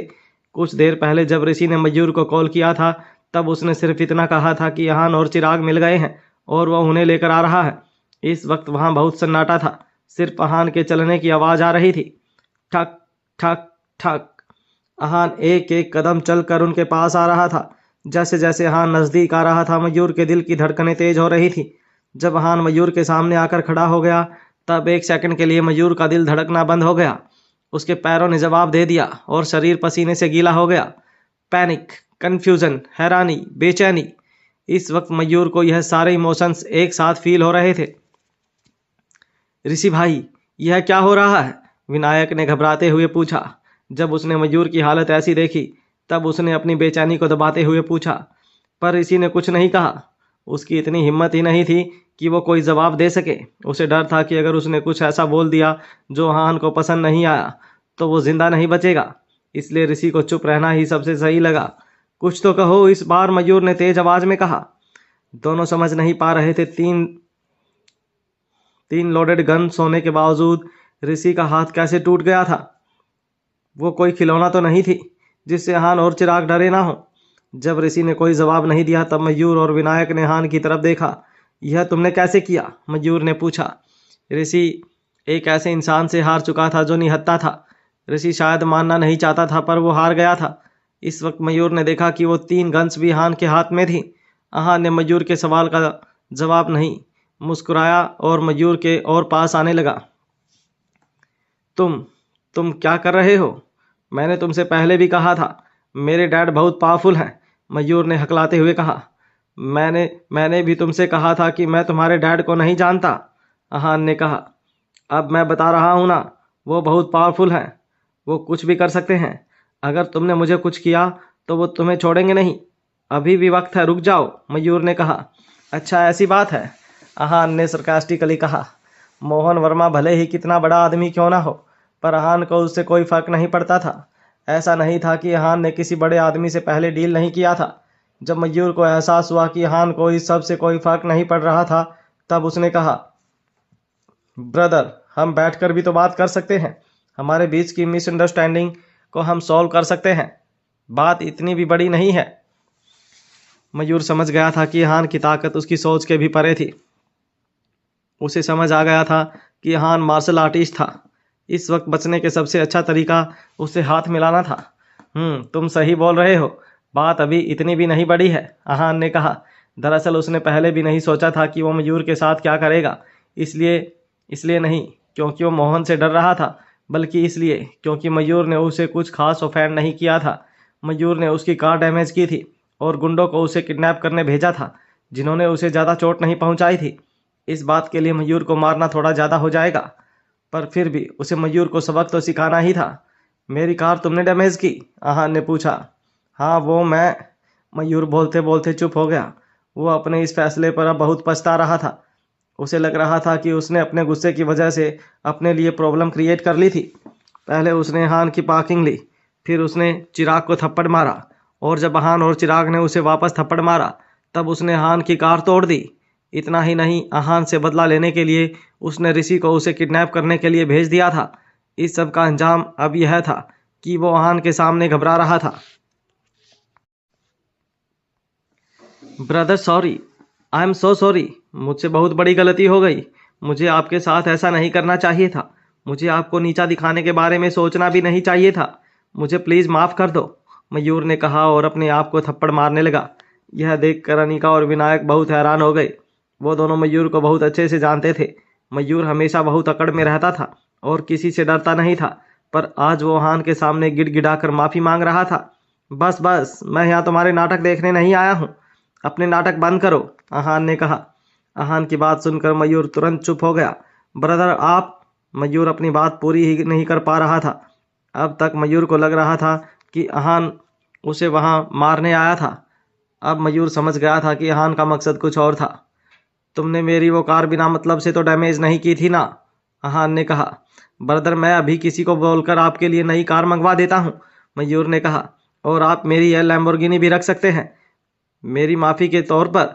मयूर ने कहा और रिस्पेक्टफुली टेबल से चाबी उठाकर अहान की तरफ कर दी। अहान हल्का सा मुस्कुराया और उसने कहा, चिराग। क्या बात है अहान? चिराग ने हड़बड़ाते हुए कहा। चिराग इस वक्त यह सब देखने में इतना खोया हुआ था कि उसने अब तक एक शब्द नहीं बोला था। यह लंबरगिनी तुम रख लो, अहान ने कहा। यह एक तरह से चिराग के लिए गिफ्ट था, अब तक उसका साथ देने के लिए, और कंपनसेशन भी था मयूर से थप्पड़ खाने के लिए। यह लैम्बोर्गिनी लेटेस्ट और टॉप मॉडल था। इसमें सारे एडवांस फीचर्स थे और सारे मॉडिफिकेशंस भी बहुत रिच और रॉयल थे। अहान की बात सुनकर चिराग हैरान हो गया। अहान, मैं यह कैसे? यह बहुत महंगी और कीमती है, मैं इसे नहीं ले सकता, चिराग ने खुद को संभालते हुए कहा। उसने सपने में भी नहीं सोचा था कि वो एक दिन लग्जरी कार्स के लायक बन पाएगा। ठीक है, अगर तुम नहीं लोगे तो मैं इसका वही हाल करूँगा जो मयूर ने मेरी कार का किया था, अहान ने कैजुअली कहा। यह सुनकर मयूर की आंखें बड़ी हो गई। वो करोड़ों की कार को बर्बाद करने की बात कर रहा था। अगर उसे यह कार नहीं चाहिए थी तो वो इसे बेच भी सकता था। इसे तोड़ दोगे? मयूर ने धीरे से कहा। यह सुनकर अहान मयूर की तरफ देखकर मुस्कुराने लगा। यह सुनकर चिराग को झटका लगा, पर वो जल्दी ही संभल भी गया। वो जानता था अगर उसने यह कार नहीं ली तो अहान सच में उसे तोड़ देगा और उसे कोई फर्क भी नहीं पड़ेगा। अहान, मैं यह कार ले लूँगा, आज से यह मेरी है, चिराग ने तुरंत कहा और मयूर के हाथ से चाबी ले ली। अहान को चिराग को इतनी महंगी कार ऐसे ही देते देख सबकी आंखें खुली रह गई थी और सबको जलन भी हो रही थी। उनकी नज़र में अहान और चिराग बस मामूली दोस्त थे। फिर भी अहान ने इतना कैजुअली वो कार उसे दे दी थी जो मयूर ने उसे दी थी। कार का मैटर तो सॉल्व हो गया, अहान ने कहा। अहान ने जैसे ही यह बात कही मयूर चैन की सांस लेने ही वाला था, इतने में अहान ने फिर से कहा, अब बात करते हैं इन किडनैपर्स की जिन्हें तुमने भेजा था। मयूर का मुंह बिल्कुल बंद हो गया था। वो रोने की कगार पर ही था। उसे लगा था कि इतनी लग्जरी कार के बाद अहान उसे माफ़ कर देगा और वहाँ से चला जाएगा, पर अहान के हिसाब से सिर्फ कार का मैटर पूरा हुआ था और किडनैपिंग का बाकी था। ब्रदर आपके पास रहने के लिए अच्छी जगह है? मयूर ने फटाफट पूछा। अहान ने अपनी आईब्रोज ऊपर करते हुए पूछा। आपको मेरा यह विला कैसा लगा? मयूर ने पूछा। इस वक्त मयूर अहान को शांत करने के लिए अपना विला ही ऑफर कर सकता था। मयूर की बात सुनकर अहान को बहुत अजीब लगा। वो तो मयूर को बस इतना समझाना चाहता था कि आज के बाद वो उसे परेशान ना करे, पर मयूर ने इस बात का कुछ और ही मतलब निकाल लिया था। बुरा नहीं है, अहान ने कहा। यह विला रॉयल विला सोसाइटी के विला एक से बहुत कम लग्जूरियस था, पर फिर भी बाकियों से बहुत अच्छा था क्योंकि वो एक पॉश सोसाइटी में था। इसके अलावा वो कैसा भी हो, अहान को तो एज ए गिफ्ट मिल रहा था। इससे अहान को क्या प्रॉब्लम हो सकती थी? आज से यह विला आपका है ब्रदर, मयूर ने कहा। इस वक्त मयूर का दिल जल रहा था। उसने अहान को पहले कार दी और अब यह विला उसे भले ही कम रेट में मिला हो, पर इसकी कीमत बहुत ज़्यादा थी। किसी को भी तकलीफ होना लाजमी था। ठीक है, अहान ने सेटिस्फिकेशन में कहा। मयूर ने उसे इतने महंगे गिफ्ट्स दे दिए थे, अब उसे मयूर को हैंडल करने की कोई ज़रूरत नहीं थी। अब अगर वो कभी अहान से पंगा लेने के बारे में सोचता तो पहले अपनी औकात देखता। इसके अलावा अब मयूर को समझ आ गया था कि अहान के फाइटर हैं, वो उसे फ्यूचर में भी परेशान नहीं करेगा। चलो चिराग, लेट्स गो, अहान ने कहा। भले ही मयूर ने उसे वो विला दे दिया था, पर वो इसमें रहने नहीं वाला था। कम से कम जब तक उसकी अच्छे से सफाई ना हो जाए तब तक तो नहीं। अहान, यह गन्स, चिराग ने कहा। वो गन्स अभी भी उनके पास थी और उन्हें ऋषि को वापस देना ठीक नहीं था। यह गन्स, अहान ने उन्हें देखा और फिर अपने हाथ से तोड़ना शुरू किया। कुछ ही पल में लोहे की भारी भरकम गन्स के हजारों टुकड़े हो गए थे। उन्होंने उन्हें बुरी तरह से डिस्ट्रॉय कर दिया था। यह सीन देखकर सबकी सांसें एक पल के लिए रुक गईं। अब उन्हें समझ आ गया था कि ऋषि क्यों अहान से हार गया था। ऐसे इंसान के सामने जीतना मुश्किल ही नहीं, नामुमकिन था। इसके बाद अहान ने अपने हाथ झटकाए और चिराग से कहा, अब ठीक है। चिराग ने गर्दन हिलाते हुए कहा। चलो फिर, अहान ने कहा और मयूर की दी हुई लैम्बोर्गिनी में बैठकर दोनों वहाँ से चले गए। मयूर, विनायक, अनिका, ऋषि और बाकी सब बस उन्हें देखते ही रह गए। सबके शरीर पर पसीने तरबतर हो गए थे और उनके जाने के बाद ही वो लोग खुलकर सांस ले पाए थे। सब हैरान और परेशान थे। ऋषि भाई, यह सब कैसे हुआ? कार में क्या हुआ था? मयूर ने पूछा। मयूर ने ऋषि पर भरोसा किया था, पर वो उसे अहान से बदला लेने में मदद नहीं कर पाया था। फिर भी मयूर ऋषि से गुस्सा नहीं था। पहला कारण था क्योंकि ऋषि एक प्रोफेशनल फाइटर था और दूसरा कारण यह था कि अहान इनह्यूमन था, उसे लड़ना सहज बात नहीं थी। कार में ऋषि ने एक एक करके मयूर को सब कुछ बताया। जैसे जैसे ऋषि उसे सब कुछ बता रहा था, उसे ऐसा लग रहा था जैसे वो सब उसके साथ फिर से हो रहा है। ऋषि की बात सुनकर मयूर के विला में बिल्कुल शांति थी। पिन के गिरने की आवाज़ भी साफ सुनाई दे सकती थी। मयूर भाई, हमें मोहन अंकल को यह सब बता देना चाहिए। जब कोई कुछ बोलने की हालत में नहीं था, तब फाइनली विनायक ने खुद को संभालते हुए कहा, डैड से मैं खुद बात कर लूँगा, इस बारे में ज़्यादा बात नहीं करते हैं अब। मयूर ने कहा। इस वक्त मयूर अच्छे से जानता था कि अहान मार्शल आर्टिस्ट था और उसका लेवल भी बहुत हाई था। मयूर का चेहरा यह सोचकर ही लाल हो गया था कि मार्शल आर्टिस्ट को इतनी बुरी तरह ऑफेंड किया था, पर अब रिग्रेट करने का कोई फ़ायदा नहीं था। इस वक्त यह सब मोहन को बताना ज़्यादा ज़रूरी था। एक मार्शल आर्टिस्ट को ऑफेंड करना इतनी बड़ी बात नहीं थी, जितनी बड़ी बात थी यह थी कि उस मार्शल आर्टिस्ट के बारे में वो कुछ नहीं जानता था। कुछ देर बाद सब वहाँ से चले गए और मयूर विला में अकेला था। उसने अपना फ़ोन निकाला और मोहन को कॉल किया। डैड। मोहन के कॉल उठाते ही मयूर ने उसे एक एक बात डिटेल के साथ बताना शुरू किया। कॉल के स्टार्टिंग से ही मोहन ने कुछ नहीं बोला था, बस वो मयूर की बात सुन रहा था। लास्ट में मोहन ने बस 2 शब्द बोले, समझ गया। डैड, अभी मुझसे मिलने आओ, मोहन ने मयूर की बात काटते हुए कहा। उसने आगे मयूर की कोई बात नहीं सुनी और फ़ोन रख दिया। आधे घंटे बाद मयूर मनाली के दूसरे पॉश एरिया में पहुंचा। इस एरिया में घर बहुत नॉर्मल थे, पर सिक्योरिटी बहुत टाइट थी। हर कदम में सिक्योरिटी गार्ड्स थे। यह मोहन का बेस एरिया था। जिसे भी मोहन से मिलना होता था वो यहीं आता था। मयूर भले ही मोहन का बेटा था, पर फिर भी उसे सारे सिक्योरिटी पोस्ट पर चेकिंग करवानी पड़ी थी। डैड, मयूर ने बहुत कामली और रिस्पेक्टफुली कहा। बाहर वालों के लिए मयूर हमेशा एटीट्यूड में रहता था, पर अपने डैड के सामने वो गाय की तरह बन जाता था। बैठो, मोहन ने कहा। मयूर बिना कुछ बोले तुरंत सोफे पर बैठ गया। टेबल पर जो डॉक्यूमेंट्स हैं वो अच्छे से पढ़ो, मोहन ने कहा। ओके डैड, मयूर ने कहा। उसके बाद उसने डॉक्यूमेंट्स उठाए और उन्हें एक एक करके ध्यान से पढ़ने लगा। यह सारी इन्फॉर्मेशन अहान के बारे में थी, जो मोहन ने आधे घंटे में मयूर से बात होने के बाद निकलवाई थी। जब मयूर ने उसे पढ़ना शुरू किया तब उसकी आंखें बड़ी हो गई। उसमें पहले पेज पर ही यह लिखा हुआ था कि अहान एक घर जमाई था। घर जमाई? मयूर ने शौक के साथ कहा। उसने कभी नहीं सोचा था कि एक आदमी जो इतना कुछ कर सकता है वो एक घर जमाई होगा, और घर जमाई भी ऐसा जो शिमला में बहुत फेमस था। और वो फेमस अच्छे सेंस में नहीं, बल्कि बुरे सेंस में था। सबके हिसाब से अहान नालायक, फटीचर और यूजलेस था। इसके बाद उसने आगे पढ़ना शुरू किया, जिसमें उसने रोहित और गीत के बारे में पढ़ा। रोहित की फैमिली ने उसके साथ इतना कुछ हो जाने के बाद भी कुछ नहीं किया था, बल्कि रोहित को ही 15 दिन के हाउस अरेस्ट में डाल दिया था। मयूर जानता था कि जेंस की रेपुटेशन भी कोई कम नहीं थी, वो भी वर्मास के बराबर ही थे। अगर उन्होंने अहान के अगेंस्ट कोई कदम नहीं उठाया है, मतलब अहान में कुछ तो बात है जो अभी ज़्यादा लोग नहीं जानते हैं। इतना सब कुछ पढ़ने के बाद मयूर से रहा नहीं गया और उसने मोहन से पूछा, डैड, क्या ऐसा हो सकता है कि अहान की घर जमाई वाली आइडेंटिटी झूठ हो? नहीं, उसकी यह आइडेंटिटी सच है, मोहन ने कहा। सच में? मयूर ने कहा। आगे पढ़ो, मोहन ने कहा। ओके, इतना बोलकर मयूर आगे पढ़ने लगा। आगे गीत के बारे में लिखा हुआ था। गीत अहान की अच्छी दोस्त थी और वह उसकी बहुत रिस्पेक्ट भी करती थी। इसके बाद मयूर ने पढ़ा कि कपूर मैंसन में क्या हुआ था। कैसे अहान ने गीत को एक ऑर्डिनरी ब्रेसलेट दिया था जो गीत को बहुत पसंद भी आया था। यह पढ़कर मयूर को बहुत जलन हुई। हर लड़के की तरह मयूर का दिल भी गीत के लिए धड़कता था। उसमें एक अच्छी लाइफ पार्टनर होने के सारे गुण थे और इसके अलावा वो एक बहुत रेप्यूटेड फैमिली से थी। तुम्हें पता है, कुछ देर पहले एक न्यूज़ और आई है, मोहन ने कहा। एक न्यूज़ और? वो क्या डैड? मयूर ने पूछा। यह अहान अब गीत कपूर का बॉयफ्रेंड है, मोहन ने कहा।